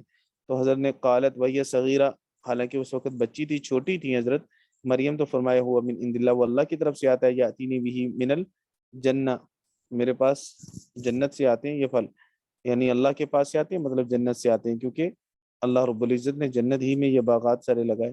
ان اللہ یرزق من یشاء بغیر حساب، اللہ تعالیٰ جس کو چاہتا ہے رزق دیتا ہے بغیر حساب کے. رزقا واسعا، اللہ تعالیٰ بغیر حساب کی، کل بھی بات ہوئی تھی مولانا، بغیر حساب کے اللہ رب العزت بغیر حساب کے رزق دینے کا مطلب یہ ہے کہ اللہ تعالیٰ بے شمار دیتا ہے. یہ محاورہ ہے عرب کا. بلا تبع، بغیر کسی تھکاوٹ، تعیہ، یہ تبع بغیر کسی، اس کے بغیر کسی محنت کے، کوئی محنت نہیں کرنی پڑتی، اور اللہ کریم بغیر محنت کے سب کچھ عنایت فرماتا ہے. قال ربی حب لی من اچھا یہ کہاں چلا گیا. ہنالک دعا زکریا ربہ، سیدنا زکریا علیہ الصلوۃ والسلام نے جب یہ دیکھا کہ سیدہ مریم کے پاس بغیر موسم کے پھل آتے ہیں، تو حضرت کے دل میں یہ خواہش پیدا ہوئی، میرے پاس بھی تو اولاد ہونی چاہیے، اور بوڑھا ہوں تو کیا، اگر بڑھاپا اولاد کا موسم نہیں ہے بڑھاپا، تو میرا اللہ جیسے سیدہ مریم کو بغیر موسم کے پھل دے رہا ہے، مجھے بھی تو بڑھاپے کے اندر اولاد دے سکتا ہے، اس لیے مجھے اللہ سے پھر مانگنی چاہیے. لما رأى زکریا ذالک، جب سیدنا زکریا نے یہ معاملہ دیکھا. وعلم ان القادر علی اتیان بشیء فی غیر حینہ، جب اللہ رب العزت اس بات پر قادر ہے کہ بغیر موسم کی کسی چیز کو لائے. قادر علی اتیان بالولد علی الکبر، تو اللہ اس بات پر بھی تو قادر ہے کہ میں بڑھاپے میں ہوں اور میرا اللہ بڑھاپے میں اولاد دے دے. وکان اہل بیتہ انقرضوا، اور سیدنا زکریا علیہ الصلوۃ والسلام ان کے جو متعلقین تھے زکریا علیہ الصلوۃ والسلام کی، وہ سارے کے سارے وفات پا چکے تھے، اس لیے حضرت کو بڑی اولاد کی ضرورت تھی کہ اولاد اللہ جی دو، میرے بعد میرے مشن کی کفیل بنے، میں دنیا سے جاؤں، میرے پیغام نبوت کو لوگوں تک پہنچائے، میرا اچھا اور بہترین جانشین بنے۔ دعا زکریا، سیدنا زکریا نے اولاد مانگی اللہ سے، ربہ، اپنے رب سے، لما دخل المحراب علیہ الصلاۃ جوف اللیل، آدھی رات کو جب حضرت محراب میں نماز پڑھنے کے لیے تشریف لے گئے تو دعا کی، قال ربی حب لی من لدنک، میرے اللہ اپنی جانب سے مجھے اولاد دیجیے، اولاد مانگی جائے گی اللہ سے، مولانا اللہ ہی اولاد دیتا ہے۔ سیدنا زکریا نے دعا سے تلقین فرمائی، رہنمائی فرمائی کہ اولاد صرف اللہ سے مانگی جائے گی، اور جب اولاد مانگو تو صرف اولاد نہ مانگو بلکہ اولاد کا کردار بھی مانگو، اس لیے فرمایا ذریۃ طیبۃ، اچھی اولاد دیجیے، ولدن صالحا، ایسی اولاد جو نیک صالح ہو، صرف اولاد مت مانگیے، اللہ تعالیٰ سے اولاد کا نیک ہونا بھی مانگیے۔ انکا سمیع دعا، اولاد مانگنے سے پہلے، اولاد آنے سے پہلے بھی اس کا نیک صالح ہونا مانگیے، اولاد پیدا ہو جائے پھر اللہ سے بار بار دعا کرتے رہیے کہ اللہ انہیں میری آنکھوں کی ٹھنڈک بنا، یعنی نیک صالح بنا۔ ربنا حب لنا من ازواجنا وذریاتنا، دعا مانگتے رہیے۔ انکا سمیع الدعا، بے شک وہ دعاؤں کو سننے والا ہے، مجیب الدعا، سنتا تو ہے، مراد یہ ہے کہ دعا سن کے قبول بھی کرتا ہے۔ فنادت الملائکہ، ملائکہ نے پکارا، سیدنا جبرائیل علیہ الصلوۃ والسلام نکال کر بتایا کہ الملائکہ پر الف لام جنسی نہیں ہے، عہد خارجی ہے، مراد اس سے جبرائیل ہیں۔ وہو قائم یصلی فی المحراب، حضرت زکریا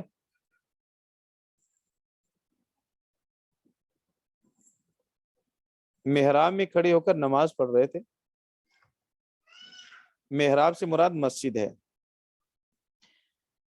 اور جب حضرت مسجد میں نماز پڑھ رہے تھے تو اس وقت ملائکہ نے، سیدنا جبرائیل علیہ الصلوۃ والسلام وہ تشریف لائے، النبی النبی ان کی شروع میں مولانا با حرف جر محذوف ہے، وفی قرات بالکسر، اور ایک قرات کے اندر یہ انا ہے، انا نہیں ہے، دو قراتیں ہیں، انا بتقدیر القول، کیونکہ اس کے شروع میں قول کا لفظ محذوف ہوگا، جب قول کا قال یقولو جب آتا ہے نا تو قال یقولو کے بعد ہمیشہ انا آتا ہے، انا نہیں آتا۔ ان اللہ یبشروک، بے شک اللہ تجھے خوشخبری دیتا ہے، ان اللہ یبشروک، یبشروک، دو قراتیں مولانا، مثقلا و مخففہ کہہ کر دو قراتیں بیان کی، اللہ خوشخبری دیتا ہے، بیحییٰ، یحییٰ کے ساتھ، ابھی بچہ پیدا نہیں ہوا، نام پہلے رکھ دیا، تو جائز ہے مولانا، جائز ہے، بچہ تو ابھی آنا ہے نا، نام پہلے رکھ دیا۔ اللہ آپ کو یحییٰ کے ساتھ خوشخبری دیتا ہے، مصدقا بکلمۃ، اس حال میں کہ وہ تصدیق کرنے والا ہوگا ایسے کلمہ کی، کائنۃ من اللہ، جو کلمہ اللہ کی طرف سے آنے والا ہے، اور اس سے مراد سیدنا عیسیٰ بن مریم ہے، ای بعیسیٰ انہ روح اللہ۔ یہ بات ہم پہلے پڑھ چکے ہیں کہ کچھ کلمات متشابہ ہیں، کچھ کلمات، آیات کی دو قسمیں محکم اور متشابہ، وہاں میں نے اس آیت کا حوالہ دیا تھا آپ کو، اور اللہ سیدنا عیسیٰ بن مریم کو کلمت اللہ اس لیے کہا، روح اللہ اس لیے کہا کہ یہ اللہ رب العزت سے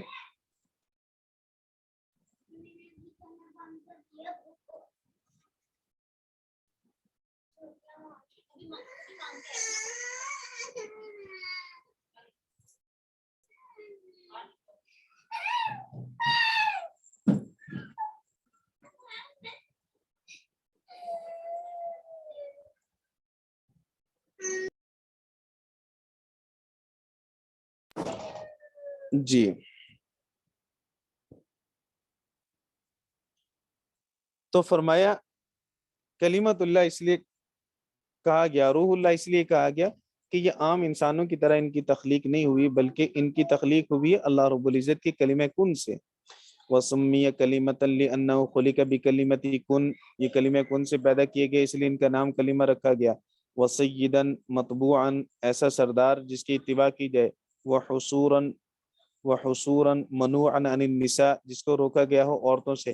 مولانا حصور کا ایک معنی تو کیا گیا جس کو جو خواہشات سے دور کر دیا گیا، چونکہ یہ محل مدح میں ہے نا، ویسے معصور کا معنی یہ بھی کیا گیا غیر شادی شدہ جو اور نکاح نہ کرے، جبکہ میرے اور آپ کے آقا صلی اللہ علیہ وسلم نے فرمایا النکاح من سنتی، نکاح میری سنت ہے، اور دوسری حدیث میں فرمایا من رغب عن سنتی فلیس منی، جو میری سنت سے اعراض کرے وہ مجھ سے نہیں ہے۔ تو یہ تو ہمارے دین کے اندر، تو دین اسلام میں تو نکاح کرنا افضل ہے، نکاح نہ کرنا تو افضل نہیں ہے۔ تو پھر سیدنا یحییٰ کو اللہ رب العزت نے یہاں حصور فرمایا، اور حصور کا معنی جو عورتوں سے دور رہے، یہ محل مدح کے اندر بیان کر کے یوں معلوم ہوتا ہے کہ جیسے نکاح نہ کرنا افضل ہے اور نکاح کرنا یہ مفضول ہے، جبکہ دین محمدی کے اندر ایسا نہیں ہے۔ تو اس کا جواب مفسرین کرام یہ دیتے ہیں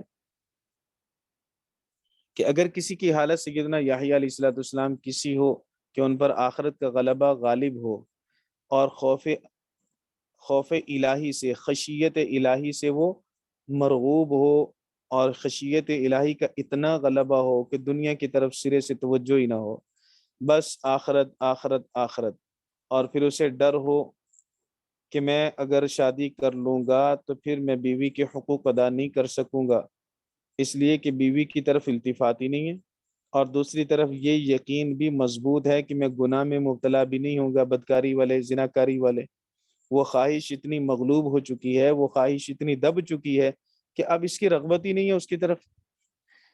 اب اگر عورت آ جائے گی گھر، بیوی مل جائے گی، تو میں اس کا حق بھی ادا نہیں کر پاؤں گا، تو پھر اس کے لیے شادی نہ کرنا ہی افضل ہے۔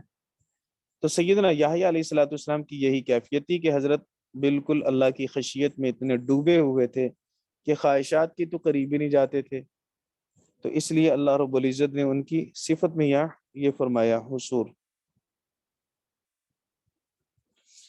حصورا ونبی من الصالحین، اور نبی ہوگا صالحین میں سے، روی انہ لم یعمل خطیئتا ولم یہم بہا، فرمایا گیا کہ سیدنا یحییٰ نے نہ گناہ کیا، نہ گناہ کا کبھی ارادہ کیا۔ قال ربی انا یکون لی غلام، فرمایا کہ اللہ جی میرا کیسے بیٹا ہوگا، انا یہاں مولانا کیفا کے معنی میں ہے، یہاں اینا کے معنی میں نہیں ہے کہ کیسے ہوگا، یہ نہیں کہاں سے ہوگا، وہ تو پتہ ہے کہاں سے ہوگا، کیسے ہوگا، بڑھاپے میں ہے، ظاہری اسباب نہیں ہے۔ انا یکون لی غلام ولد وقد بلغنی الکبر، بڑھاپا مجھ کو پہنچ چکا، ای بلغت نہایت السن، میں عمر کی انتہا کو پہنچ چکا ہوں، 120 سنہ، 120 سال کا ہو چکا ہوں، وامراتی عاقر، بیوی میری باندھ ہو چکی ہے، بلغت ثمانیہ وتسعین، ان کی بھی 98 سال عمر ہو چکی ہے، 100 سال کے قریب وہ بھی پہنچ رہی ہیں، تو پھر میں کیسے اولاد ہوگی؟ بڑھاپے میں عورت عائشہ بن جاتی ہے، مطلب اس کے حیض نہیں آتا، اور مرد حق زوجیت کو ادا کرنے کے قابل نہیں رہتا، یا یوں کہہ لیں کہ اولاد کو پیدا کرنے کے قابل نہیں رہتا، تو پھر ایسی صورت میں اولاد کیسے ہوگی؟ اللہ رب العزت نے پھر ارشاد فرمایا، قال الامر كذلك من خلق اللہ غلام منکما اللہ یفعل ما یشاء، اسی طرح ہوگا بھائی، جیسے اللہ تعالیٰ نے تمہیں پیدا کیا ویسے اللہ تعالیٰ تم دونوں سے لڑکا پیدا کرے گا۔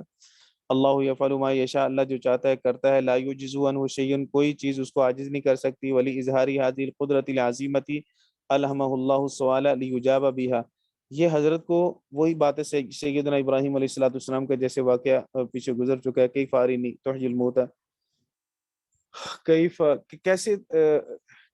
کیسے تو مردوں کو زندہ کرے گا، حضرت نے اس کو فرمایا تھا کہ تاکہ میرے دل کو اطمینان حاصل ہو جائے، اطمینان قلب کے لیے میں پوچھ رہا ہوں، اور اللہ تعالیٰ نے ان کو یہ الہام کیا، اسی طرح یہاں بھی الہام کیا اللہ تعالیٰ نے، تاکہ زکریا مجھ سے سوال کرے میں اس کا جواب دوں، تو ان کے دل میں یہ بات ڈالی تاکہ اللہ رب العزت اس کا جواب دیں۔ ولما، ایک تو بھی ہماری کتابوں کے لفظ بھی مٹے ہوئے ہیں، مسنگ ہے اس میں، یہ کیا لفظ ہے آپ کی کتاب میں؟ اچھا جی ٹھیک ہے، حضرت کہاں سے یہ غلامہ منکم اللہ یفعل ما یشاء، میرے خیال ولما طاقت ہے، طاقت، جی ولما طاقت طاقت، جی جی ایسے ہی ہے، طاقت نفس، طاقت کی تفسیر حضرت نے حاشیہ میں کی ہوئے جی اشتاقت، 22 نمبر۔ تو جب ان کا دل مطمئن ہو گیا اور دل میں شوق پیدا ہو گیا، طاقت نفسہ الی سرعۃ المبشر بھی، جس کی خوشخبری دی گئی دل اس کی طرف شوق پکڑ گیا، دل نے کہا اب فوراً بچہ ملنا چاہیے، جلدی آنا چاہیے۔ قال رب اجعل لی آیہ، تو حضرت نے فرمایا اللہ جی میرے لیے کوئی نشانی بنا دیجیے، مجھے بھی تو پتہ چلے نا میری بیوی حاملہ ہو چکی ہے، علامتن علی حملی امراتی، میری بیوی کے حمل پر کوئی علامت مقرر فرما دیجیے۔ قال آیتک، اللہ نے فرمایا تیری نشانی یہ ہے، علیہ علی الحمل، اس حمل پر نشانی تیری یہ ہوگی، اللہ تکلم الناس، تو لوگوں سے گفتگو نہیں کر سکے گا، لوگوں سے نہیں کر سکے گا، اللہ سے کر سکے گا، لوگوں سے گفتگو نہیں کر سکے گا، اللہ کی نماز، اللہ کی ریاضت و عبادت، اللہ کا ذکر کر سکے گا۔ تو اس لیے ناس کا لفظ ہے، اللہ تکلم الناس ای تمتنع من کلامہم، تو ان کے کلام سے رک جائے گا، بخلاف ذکر اللہ تعالیٰ، بخلاف اللہ کے ذکر کے، اللہ کا ذکر کر سکے گا۔ ثلاثت ایام، ثلاثت ایام، یہ مولانا شکر ہوگا نا، چونکہ اس موقع پر اولاد کا مل جانا عظیم ترین نعمت، اور عظیم ترین نعمت پر شکر بھی عظیم ترین، اور عظیم ترین شکر یہ ہے کہ آپ لوگوں سے کٹ کر بالکل اللہ کے ہو جائیں۔ تو فرمایا 3 دن تو آپ کے ساتھ ایسا ہوگا کہ لوگوں سے بات کر ہی نہیں سکو گے، سارا دن ذکر الہی، اللہ اللہ اللہ، اللہ کو یاد کرو گے، اللہ کا شکر ہوگا۔ ثلاثت ایام بلیالیہا، 3 دن اور 3 راتیں، الا رمضا، مگر اشارے کے ساتھ، لوگوں سے کوئی بات کرنی بھی ہوئی تو اشارہ بس۔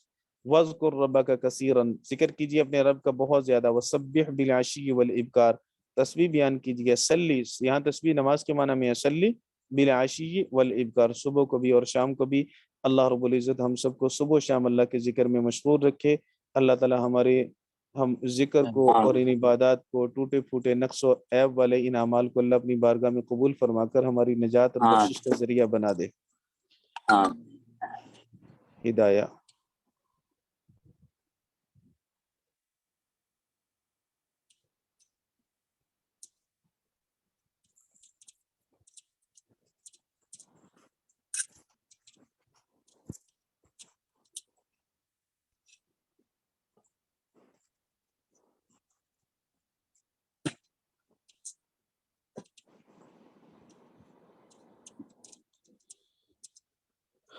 اچھا جی،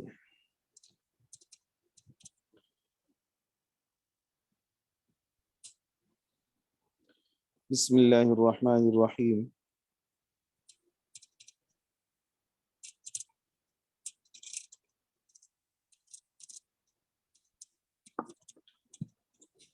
اچھا جی مولانا، کہاں سے بات ہے؟ حضرت یہاں سے نا وہ وَإِنْ أَصَابَهُ خُرْءُ مَا لَا يَأْكُلُ لَحْمُهُ مِنَ الطُّيُّورِ أَكْثَرَ مِنْ قَدْرِ الدِّرْهَمِ جَازَتِ الصَّلَاةُ فِيهِ عِنْدَ أَبِي حَنِیفَہ رحمہ اللہ تعالی و ابی یوسف۔ فرمایا مولانا، اگر کپڑوں پر ایسے جانوروں کی بیٹ لگ جائے جن جانوروں کا گوشت نہیں کھایا جاتا، جن پرندوں کا گوشت نہیں کھایا جاتا، اور وہ بیٹ 1 درہم سے زائد ہو، تو حضرات شیخین رحمہ اللہ تعالی فرماتے ہیں جازت الصلاۃ، نماز اس میں جائز ہے۔ شیخین کے نزدیک، امام محمد فرماتے ہیں جائز نہیں ہے۔ کوے نے بیٹ کر دی نشانہ لگا کر، نماز جائز ہے حضرت کہتے ہیں۔ امام ابو حنیفہ اور امام ابو یوسف، امام محمد ہے جائز نہیں ہے۔ فقد قیل ان الاختلاف فی النجاسہ، کہا گیا ہے کہ اصل اختلاف نجاست میں ہے کہ یہ بیٹ نجس ہے یا نہیں ہے۔ شیخین کے ہاں اور حضرت امام محمد کے ہاں یہ اختلاف ہے کہ نجس بھی ہے یا نہیں۔ وقد قیل فی المقدار، صاحب ہدایت فرماتے ہیں بعض حضرات کہتے ہیں نہیں نجاست میں اختلاف نہیں، مقدار میں اختلاف ہے، کتنی مقدار معاف ہے اور کتنی مقدار معاف نہیں، اس میں اختلاف ہے۔ صاحب ہدایت فرماتے ہیں وہو الاصح، یہی بات صحیح ہے کہ نجاست میں اختلاف نہیں، نجس ہے سب کے نزدیک، مقدار میں اختلاف ہے۔ ہوا یقول ان التخفیف للضرورت، ہوا یقول واحد کا صیغہ، امام محمد اکیلے ہیں۔ امام محمد فرما رہے ہیں کہ تخفیف تو ضرورت کی وجہ سے، پرندے اڑتے ہیں پتہ ہی نہیں چلتا اوپر سے بھی کب وہ نشانہ لگا کے فائر کر دیں۔ ولا ضرورت لعدم المخالطۃ فلا یخفف، امام محمد نے فرمایا نماز نہیں ہوگی، صاحبین شیخین نے فرمایا ہو جائے گی، امام محمد فرماتے ہیں کہ بھئی ضرورت کی وجہ سے تخفیف ہوتی ہے، جہاں مجبوری ہو وہاں تخفیف ہوتی ہے۔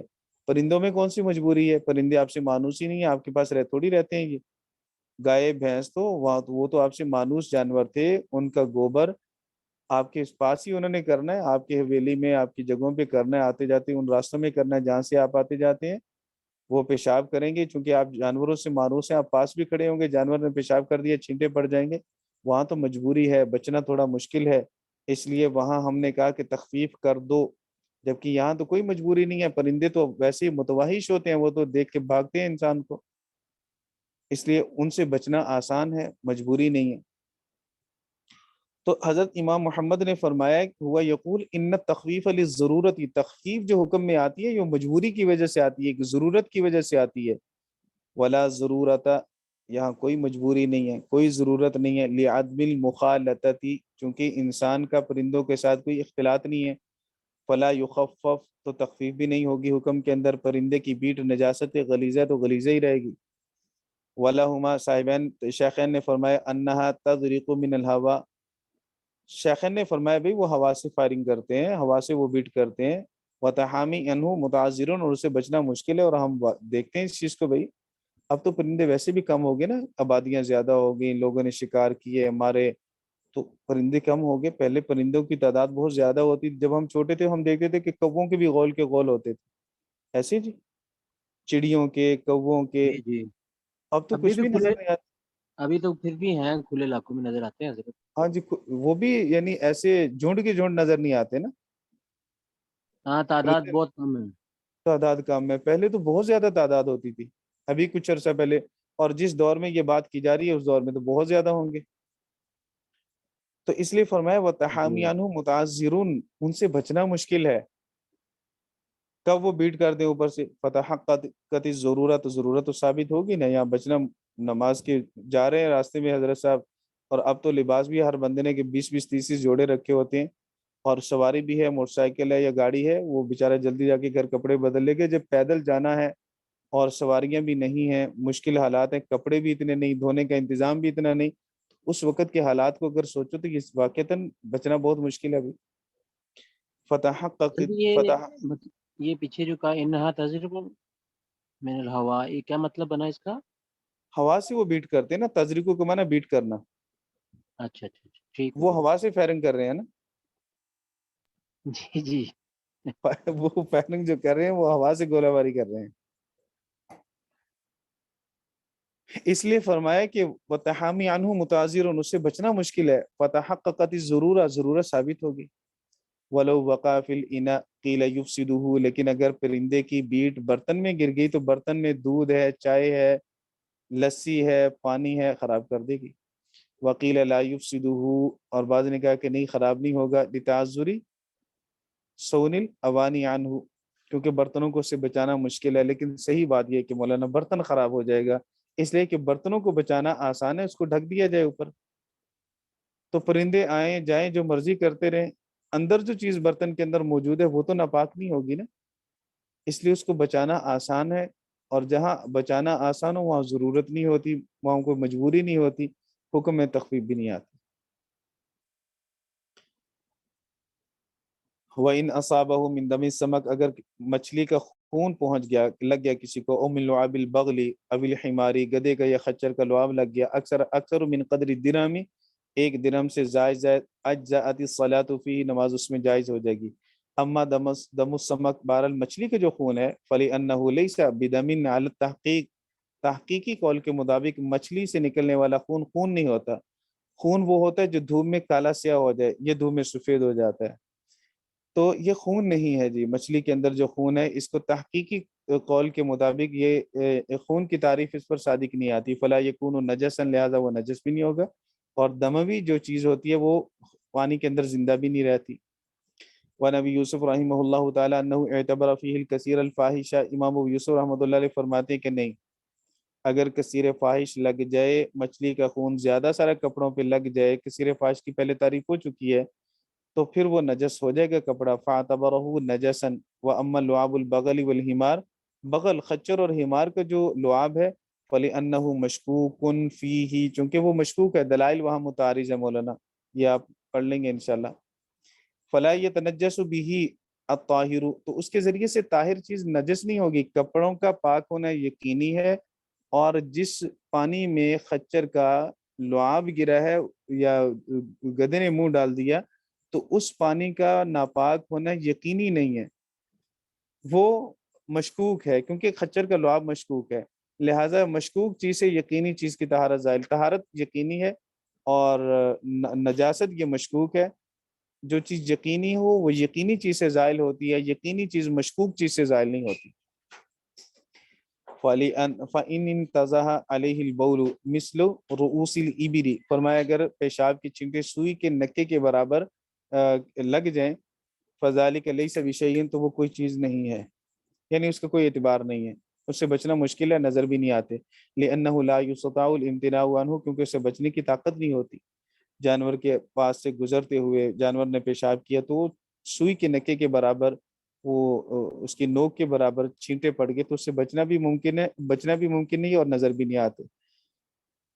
والنجاست ضربان، فرمایا کہ نجاست کی دو قسمیں ہیں، مرئیت وغیر مرئیت، کچھ نجاستیں وہ ہیں جو نظر آتی ہیں، کچھ نجاستیں وہ ہیں جو نظر نہیں آتی۔ فلما کان منها مرئیا، اور جب نجاست ایسی ہو جو مرئی ہو، نظر آنے والی ہو، فطہارتها بزوال عینها، تو اس کو زائل کرنے کا طریقہ یہ کہ اس کی عین زائل ہو جائے، اس کا جسم زائل ہو جائے تو کپڑا پاک ہو جائے گا۔ لأن النجاست حلت المحل باعتبار العین، اس لیے کہ جو نجاست ذی جرم ہے، ذی جسم ہے، وہ اپنی ذات کے اعتبار سے محل کے اندر سرایت کر گئی، محل جس پر وہ لگی ہوئی ہے۔ فتزول بزوالہ، تو اس کی عین اور اس کی ذات ہی زائل ہوگی تو وہ طہارت حاصل ہوگی اور نجاست زائل ہوگی۔ الا ان یبقى من اثرها، مگر یہ کہ اس نجاست کا اثر یعنی نشان باقی رہ جائے، ما یشق ازالته، جس کا ازالہ کرنا مشکل ہے۔ بسم اللہ۔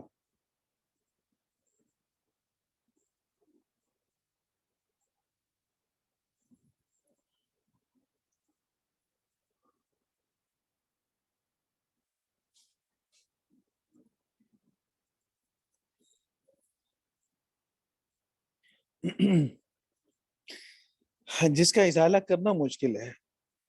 لأن الحرج مدفوع، چونکہ جو چیز مولانا حرج والی ہوتی ہے اس کو ہٹا دیا گیا، اس کو دور کر دیا گیا، حرج کے اندر، تکلیف کے اندر مبتلا نہیں کیا گیا۔ مثال کے طور پر خون لگ گیا جسم پہ، کپڑوں پہ، اب خون آپ نے اچھی طرح دھویا لیکن وہ پھر بھی اس کی ہلکی ہلکی سرخی باقی ہے، کپڑوں پہ نشان باقی ہے، تو بو چلی گئی، خون کا جسم وہاں سے زائل ہو گیا تو کوئی بات نہیں، کپڑے پاک ہو گیا۔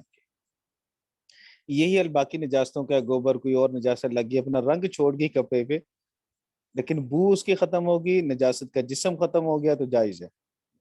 وَهَذَا يُشِيرُ إِلَىٰ أَنَّهُ لَا يُشْتَرَطُ الْغَسْلُ بَعْدَ زَوَالِ الْعَيْنِ، یہ اس بات کی طرف اشارہ کر رہی ہے عبارت کہ جب نجاست کی عین زائل ہوگی کپڑے سے تو اس کے بعد اس کپڑے کو مزید دھونا ضروری نہیں رہتا۔ وَإِنْ زَالَ بِالْغَسْلِ مَرَّةً وَاحِدَةً، اگرچہ نجاست کی عین ایک ہی مرتبہ پانی ڈالنے سے زائل ہو جائے، ایک ہی مرتبہ دھونے سے زائل ہو جائے تو 3 مرتبہ دھونا ضروری نہیں ہے۔ وَفِيهِ کلام، اس کے اندر مزید کلام بھی ہے، بحث ہے اس کے اندر۔ وَمَا لَيْسَ بِمَرْئِيٍّ، اور جو نجاست نظر نہیں آتی، جیسے پیشاب ہے، چھوٹا پیشاب، اس کے چھینٹے پڑ گئے، فَطَهَارَتُهُ أَن يُغْسَلَ حَتَّى يَغْلِبَ عَلَى ظَنِّ الْغَاسِلِ أَنَّهُ قَدْ طَهُرَ، تو اتنی دیر تک وہ جسم کو، کپڑے کو، جس چیز پہ نجاست لگی ہے اس کو اتنی دیر تک دھوئے جب اس کا ظن غالب ہو جائے، دل کہے کہ اب پاک ہے تو پھر چھوڑ دے، وہ 2 بار 3 بار 4 بار جب بھی ہو جائے۔ وَإِنَّمَا قَدَّرُوا بِالثَّلَاثِ، فقہا نے اس کا اندازہ کیا 3 کے ساتھ کہ 3 بار تو دھو ہی لے، 3 بار دھونے کے بعد بندے کو اطمینان ہو جاتا ہے، ہر بار دھوئے نچوڑے، ہر بار دھوئے نچوڑے، پھر دھوئے پھر نچوڑے۔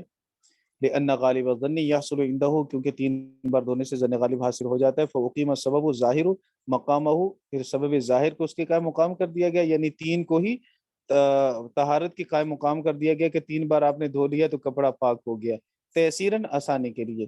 بعض لوگ وہمی ہوتے ہیں، وہ بیچارے دھوئی جائیں گے، ان کے لیے مشکل ہو جائے گی، اس لیے حکم عام طور پر یہ بتایا جاتا ہے کہ جس چیز پہ نجاست لگ جائے اس کو 3 بار دھو لو، لیکن صاحب ہدایت فرما رہے ہیں کہ 3 بار دھونا یہ ضروری نہیں ہے، اصل ہے ظن غالب، وہ آپ کو 1 بار میں حاصل ہو جائے، 2 بار میں، 3 بار میں یا 5 بار میں حاصل ہو، مقصد یہ ہے کہ آپ کپڑا پاک کر لیں، آپ کو دلی اطمینان حاصل ہو جائے، لیکن آسانی کی خاطر 3 کا عدد مقرر کر دیا گیا تاکہ وہمی لوگوں کو مشکل پیش نہ آئے۔ وَيَتَأَيَّدُ ذَلِكَ بِحَدِيثِ الْمُسْتَيْقِظِ مِن مَنَامِهِ، اور یہ پیچھے حدیث ہم مستيقظ من منامه پڑھ چکے ہیں، اس میں اللہ کے رسول صلی اللہ علیہ وسلم نے 3 بار کا ذکر فرمایا۔ إِذَا اسْتَيْقَظَ أَحَدُكُم مِّن مَنَامِهِ فَلَا يَغْمِسَنَّ يَدَهُ فِي الْإِنَاءِ حَتَّى يَغْسِلَهُ ثَلَاثًا، تقریباً میرے خیال یہ الفاظ تھے۔ ثم لا بد من القصر، ثم لا بد من العصر في كل مرة، پھر ہر مرتبہ میں مولانا نچوڑنا ضروری ہے تاکہ پہلا پانی، نجاست، وہ ہر چیز نکل جائے۔ فی ظاہر روایات، ظاہر روایات کے بارے میں پہلے بھی عرض کر دیا کہ ان 6 کتابوں کو کہتے ہیں جو امام محمد کی ہیں، ان 6 کتابوں کے اندر جو مسئلہ ہوتا ہے اس کو ظاہر روایت کہتے ہیں، باقی نادر روایت کہلاتی ہیں۔ لِأَنَّهُ هُوَ الْمُسْتَخْرَج، کیونکہ وہ نچوڑنا ہی تو نجاست کو خارج کرتا ہے۔ بس ہی مولانا، فصل فی الاستنجا، استنجا کل کریں گے۔ جی ٹھیک ہو گیا حضرت، یعنی اس میں خلاصہ یہ آ گیا کہ جو ظاہری نجاست ہے اس کا تعلق ظاہری سے زیادہ ہے، اس کو آپ ایک دفعہ دھو لیں، 2 دفعہ دھو لیں، اگر ظاہری اتر گیا ہے اس ظاہری کا رنگ نشان نجاست، رہ گیا ہاں جی جی جی ٹھیک ہے، بالکل تو ایسے ہی وہ ہے پھر رنگ نشان رہ بھی جائے تو کوئی مسئلہ نہیں ہے، کیونکہ جی، اکثر ایسے ہوا کبھی کپڑے پہ کوئی نشان آ گیا، کوئی خون کا رنگ لگ بھی گیا ہے تو وہ نہیں اترا، تو وہ لوگ بہت زیادہ اس کو دیکھنا شروع کرتے ہیں، یہ خون لگا ہے جی اس کو، ایسے ایسے ایسے، جی جی بالکل، اگر اس کی ضرورت نہیں ہے۔ عین زائل ہوگی، خون نکل گیا، رنگ رہ گیا، باقی تو کوئی حرج نہیں۔ جی، اور اسی طرح جو چیز ظاہر نہیں ہے جیسے پیشاب وغیرہ کوئی چیز یا کوئی اور، تو وہ اگر اندر ہے تو اس کو اچھی طرح سے آپ پاک کر لیں، پاک کر لیں، وہ اس کے زن سے تعلق ہے۔ مطلب نچوڑنا ہے اس کو، اچھی طرح جی نچوڑ کے نکال دیں آپ، پھر جی اس کا اندازہ 3 بار سے کیا گیا، 3 بار اطمینان بندے کو حاصل ہو ہی جاتا ہے۔ ظن غالب کے ساتھ اصل تعلق ہے کہ آپ کا دل مطمئن ہو جائے کہ یہ پاک ہے۔ جی جی، اچھا مچھلی والا حضرت سر دوبارہ بتا دیں معاملہ۔ مچھلی کا جو خون ہے اس کو خون نہیں کہا گیا، دم نہیں کہا گیا، اس لیے کہ محققین فرماتے ہیں خون وہ ہوتا ہے جو جس کو دھوپ لگتی ہے تو وہ سیاہ ہو جاتا ہے، مچھلی کے خون کو جب دھوپ لگتی ہے تو وہ یہ سیاہ نہیں ہوتا۔ باقی اس کے علاوہ اور بھی وجوہات ہوں گی، تو بہرحال یہ کہ مچھلی کے خون کو حقیقی خون شمار نہیں کیا گیا۔ جن جانوروں میں خون ہوتا ہے ان کو ذبح کیا جاتا ہے تب وہ حلال ہوتے ہیں، اس کو ذبح نہیں کیا جاتا، بغیر ذبح کے اس کو کھایا جاتا ہے، تو یہ بھی اس وجہ سے کہ اس کے اندر دم مسفوح ہے نہیں ہے۔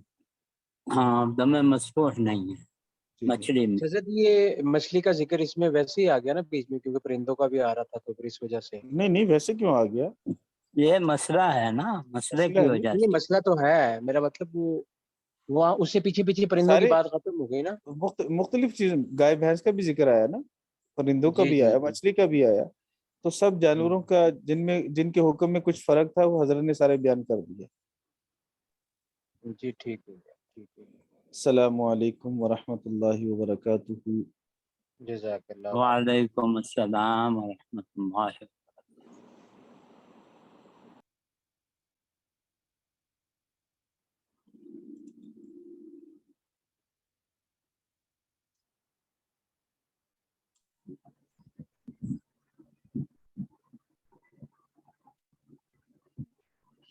السلام علیکم ورحمۃ اللہ وبرکاتہ۔ وعلیکم السلام وعلیکم السلام۔ ورحمۃ اللہ۔ آج میرے سر میں بہت شدید درد ہو رہا ہے، اگر ساتھی آگے پڑھنا چاہیں تو پڑھ سکتے ہیں، میں تھوڑی دیر کے لیے آرام کر رہا ہوں، ٹھیک ہے حضرت، آپ اجازت ہے؟ جی جی جی حضرت، جی جی آپ آگے اگر پڑھنے تو شخص صاحب آپ پھر آگے پڑھا دیں، میں تھوڑا آرام کر لیتا ہوں، اور درد ہو رہا ہے سر۔ جی حضرت جزاک اللہ، آپ آ جائیں پھر کل انشاءاللہ کر لیتے ہیں۔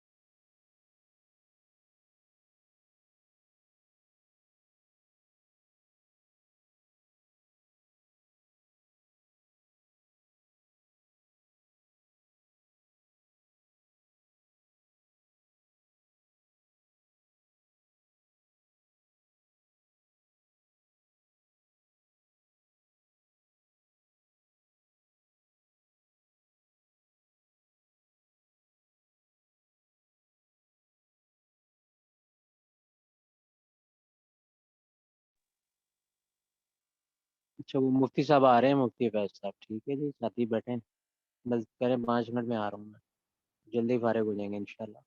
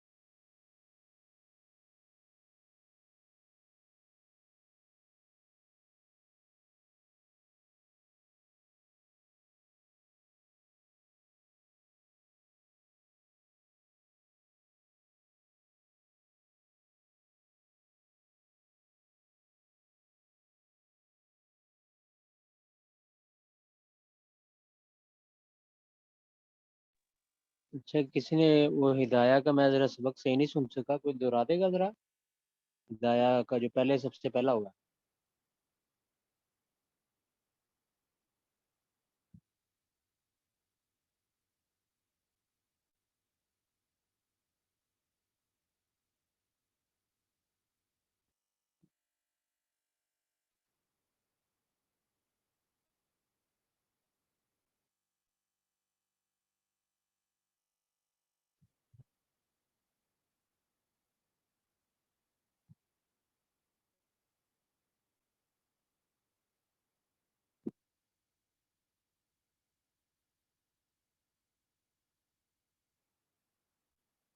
زاہد بھائی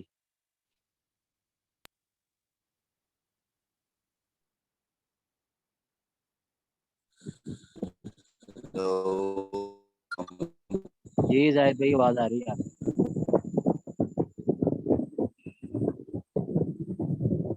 السلام علیکم۔ جی یہ یہاں سے پڑھا نا آج اس کا ہدایہ جلد وَإِن تَزَوَّجَ بِإِذْنِ مَوْلَاهَا ثُمَّ أَطْلَقَتْ، ہاں جی ذرا یہ دہرا دیں گے ذرا۔ فیض بھائی میری ہے نا کان میں بتایا تھا نا تکلیف کان ہے کافی ہو، تو ایک تو میں اچھا ہیڈ فون نہیں لگا رہا۔ ہاں جی اچھا، یہ کہاں تک پڑھا آج، کتنا پتا ہے؟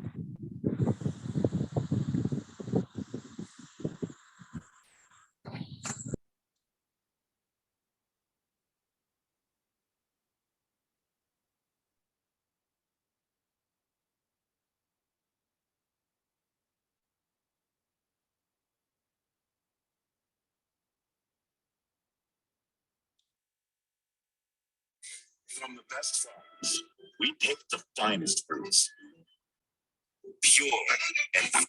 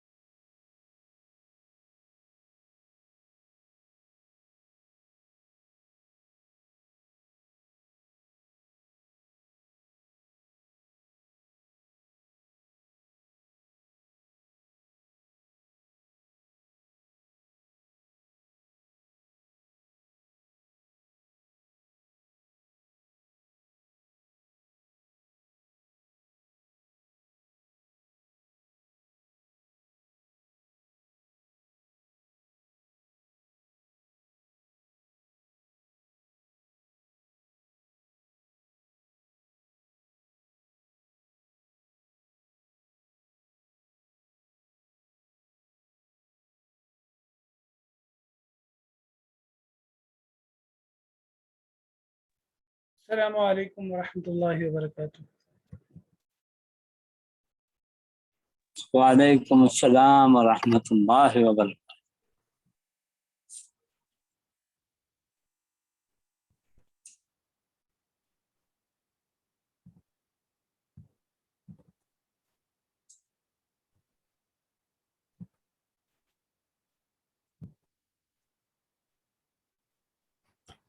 اچھا جی، ہم نے تماثل، تداخل، توافق اور تباین یہ چاروں تو پڑھ لیے. اب پڑھنا ہم نے یہ ہے، سمجھنا ہم نے یہ ہے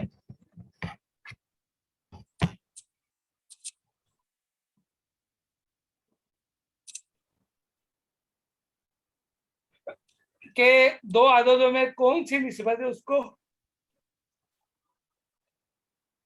کو ہم کیسے پہچانیں گے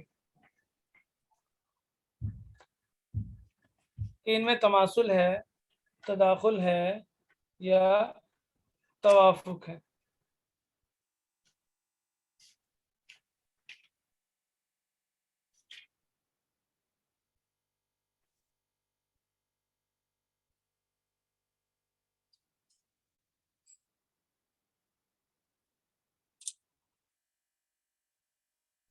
اس کا طریقہ ایک بتا رہے تھے شاہین بھائی کل، آج تو نہیں ہے وہ، لیکن جو مصنف رحمۃ اللہ علیہ نے طریقہ بتایا وہ میں عرض کرتا ہوں.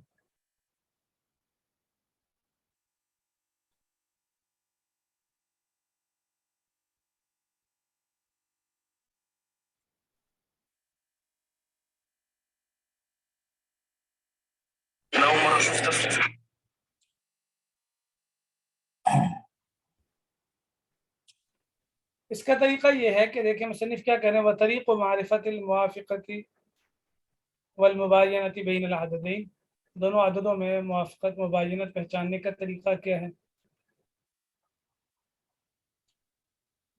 ان ينقص من الاکثر مقدار الاقل من الجانبین مرۃ ومرارا، جو بڑا عدد ہے نا اس میں سے چھوٹے عدد کو دونوں جانب سے ایک بار یا کئی بار کم کیا جائے،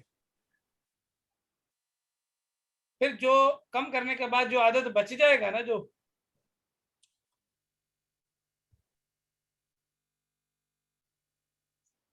اگر وہ جو عدد بچا ہے وہ طاق ہو تو ان میں توافق کی نسبت ہوگی،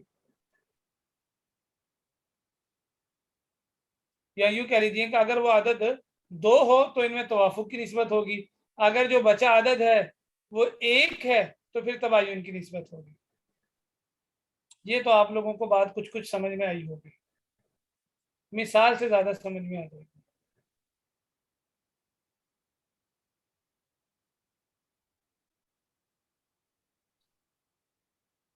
ایک عدد ہے 8 اور ایک عدد ہے 18. ایک عدد ہے 8 اور ایک عدد ہے 18. اب ان دونوں میں ہم نے نسبت دیکھنی ہے کہ ان میں توافق کی نسبت ہے یا تباین کی نسبت ہے. تو 18 میں سے 8 کو ایک دفعہ نکالا، چھوٹا جو عدد ہے 8 اور 18 میں سے چھوٹا عدد کون سا ہے؟ 8 ہے. 8 کو ہم 18 میں سے ایک مرتبہ نکالیں گے، 10 بچ گئے. مرتن ایک مرتبہ نکالا، او مرارن یا 2 مرتبہ نکالیں گے. جب دوبارہ نکالا 8 کو، 10 بچ گئے تھے پیچھے، 10 میں سے پھر دوبارہ نکالا 8 کو، تو کتنے بچ کے؟ 2 بچے.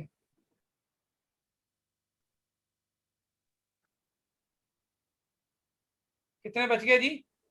2 بچ گئے. اب یہ جو 2 کا عدد ہے نا اس کو چھوٹے عدد میں سے نکالیں گے. تو جب 2 کو چھوٹے عدد میں سے نکالا تو پیچھے کتنے بچ گئے بھائی بولے؟ 6 بچ گئے. من الجانبین کا مطلب سمجھا رہا ہوں میں آپ کو، دونوں جانبوں میں سے ایسا ہوگا. پہلے بڑے عدد کو چھوٹے عدد کو بڑے میں سے نکالیں گے، جو آخر میں بچ جائے گا نا اس چھوٹے عدد کو پھر چھوٹے عدد میں سے نکالیں گے. میں آپ کو اس کو وائٹ بورڈ سے بھی سمجھا دیتا ہوں. 8 छोटा आदद है, 18 बड़ा आदद है। 8 को हमने 18 में से निकाला 2 मरतबा, तो पीछे रह गया 2। अब ये जो 2 रह गया है ना, इस 2 को हम छोटे आदद यानी 8 में से निकालेंगे। 1 मरतबा निकाला 6 रह गया, 2 मरतबा निकाला 4 रह गया, और फिर 1 मरतबा निकाला, 3 मरतबा निकाला तो 2 रह गया। क्या बच गया? 2 बचे। 2 अब बचे। 2, और पहले कौन सा था? वो भी 2 था।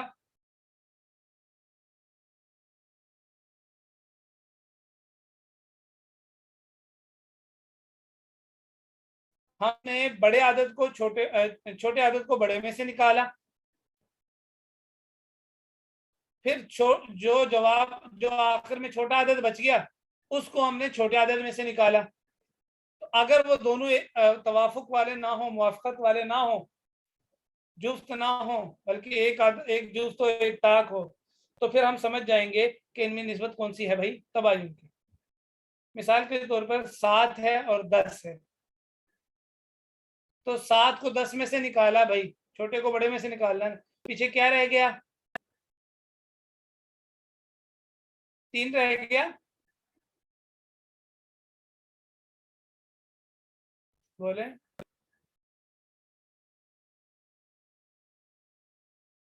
आवाज आ रही मेरी आप लोगों को? जी जी। बाकी सबसे तो नहीं आ रही। अच्छा, 7 और 10 ये 2 आदद हैं, इन दोनों में हमने निस्बत देखनी है। तो 7 को हमने 10 में से 7 को हमने 10 में से निकाला, तो पीछे जवाब रह गया 3, छोटा आदद रह गया 3।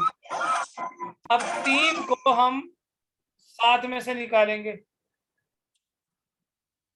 तो 3 को जब हम 7 में से घटाएंगे, 1 मरतबा घटाया तो क्या जवाब रह गया? 4 रह गया। दोबारा घटाया तो क्या बच गया? 1 रह गया। अब उधर कौन सा बचा है? 3 बचा था, इधर 1 बचा था। 3 और 1 में कौन सी निस्बत है भाई? तबायुन की निस्बत है। कौन सी निस्बत है?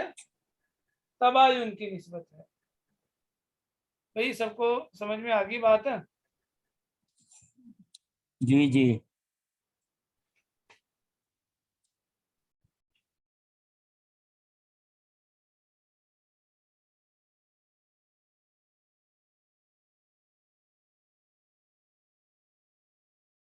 अब जो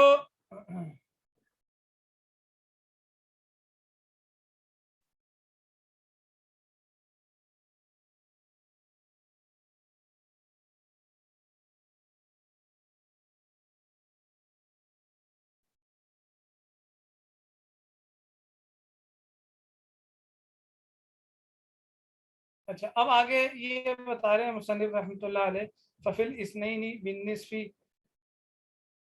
वफी सलासति बिस्सुलुसी वफिल अर्बअति बिर्रुबइ हकज़ा इलल अशरति वफी मा वरा अल अशरति यतवाफ़िक़ान बिजुज़इन मिन्हु आनी फ़ी अहद अशरा बिजुज़इन मिन अहद अशरा वफी खमसत अशरा बिजुज़इन मिन खमसत अशरा फ़अतबिर हाज़ा।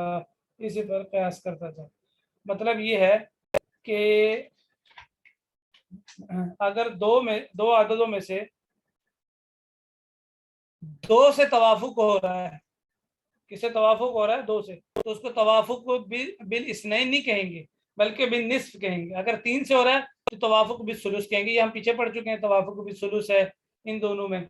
और अगर 4 से हो रहा है तो तवाफुक बिल रुबो कहेंगे, 5 से हो रहा है तो तवाफुक बिल खुमुस, 6 से हो रहा है तवाफुक बिल सुदुस, 7 से हो रहा है तवाफुक बिल सुबह, इसी तरह चलते जाएं। 8 से हो रहा है तो तवाफुक बिल सुमन, 9 से हो रहा है तो तवाफुक बिल तुसु यानी 9, और 10 से हो रहा है तो तवाफुक बिल औशर कहेंगे। ये इसी तरतीब से चले जाएंगे। तो हमने पढ़ लिया था पीछे, यानी वो आदत जो जितनी मर्तबा में बड़े आदत को काट रहा है उतनी मर्तबा को तवाफु कहेंगे। ये हमने पढ़ लिया था पीछे। 10 के बाद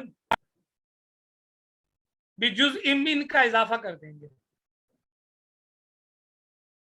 मिसाल के तौर पे اگر توافق 11 سے ہے، ان کا وفق 11 بن رہا ہے، تو ہم کیا کہیں گے؟ توافق بجزء من 11. 15 سے ہے تو توافق بجزء من 15 کہیں گے. ٹھیک ہے، یعنی اسی طرح باقی 10 سے اوپر جتنے ہیں اس کو بجزء من فلاں فلاں سے تعبیر کریں گے. یہ ہے توافق کے تعبیر کرنے کا قاعدہ. توافق کا کوئی مسئلہ حل کروا دوں؟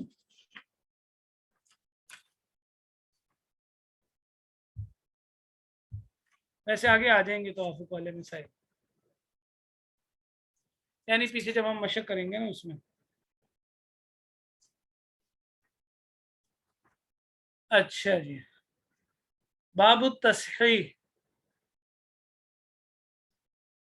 تصحیح کہتے ہیں صحیح کرنے کو، درست کرنے کو. اور علم الفرائض کی اصطلاح کے اندر تصحیح کہا جاتا ہے، کسر ہوتی ہے نا جو اشاریہ، اس کو دور کرنے کا نام تصحیح ہے. یعنی اگر کسی عدد کے اندر کسر واقع ہوگی، اشاریہ آ گیا، اب اس اشاریہ اور کسر کو دور کرنا، کوئی ایسا عدد ڈھونڈنا، ایسا عدد کوئی تلاش کرنا کہ جس سے سارے جو وارثین ہیں، حصے لینے والے، ان سب کے حصے بغیر کسر کے، بغیر اشاریہ کے تقسیم ہو جائیں. اس کے بعد دوسری چیز ہے سہام. سہام کہتے ہیں حصوں کو، جو نیچے حصے نہیں ملے ہوئے ہوتے، سدس ہے، نصف ہے، ربع ہے، اس کو کہتے ہیں سہام. یا سہام نصف ربع کے نیچے 2 3 4 اس طرح لکھا ہوتا ہے، اس کو اتنا ملے گا، اس کو اتنا ملے گا. ان کو کہا جاتا ہے سہام. اور رؤوس، جو اوپر لینے والے جو لوگ ہیں، اتنے بہن بھائی ہیں، اتنے بیویاں ہیں، ایک باپ ہے، ماں ہے، چچا ہے، ان کو کہتے ہیں رؤوس.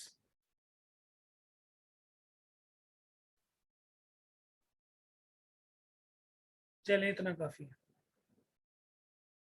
ٹھیک ہے جی، باقی تصحیح کا باب انشاءاللہ تعالی کل پڑھیں گے. السلام علیکم ورحمۃ اللہ وبرکاتہ. وعلیکم السلام.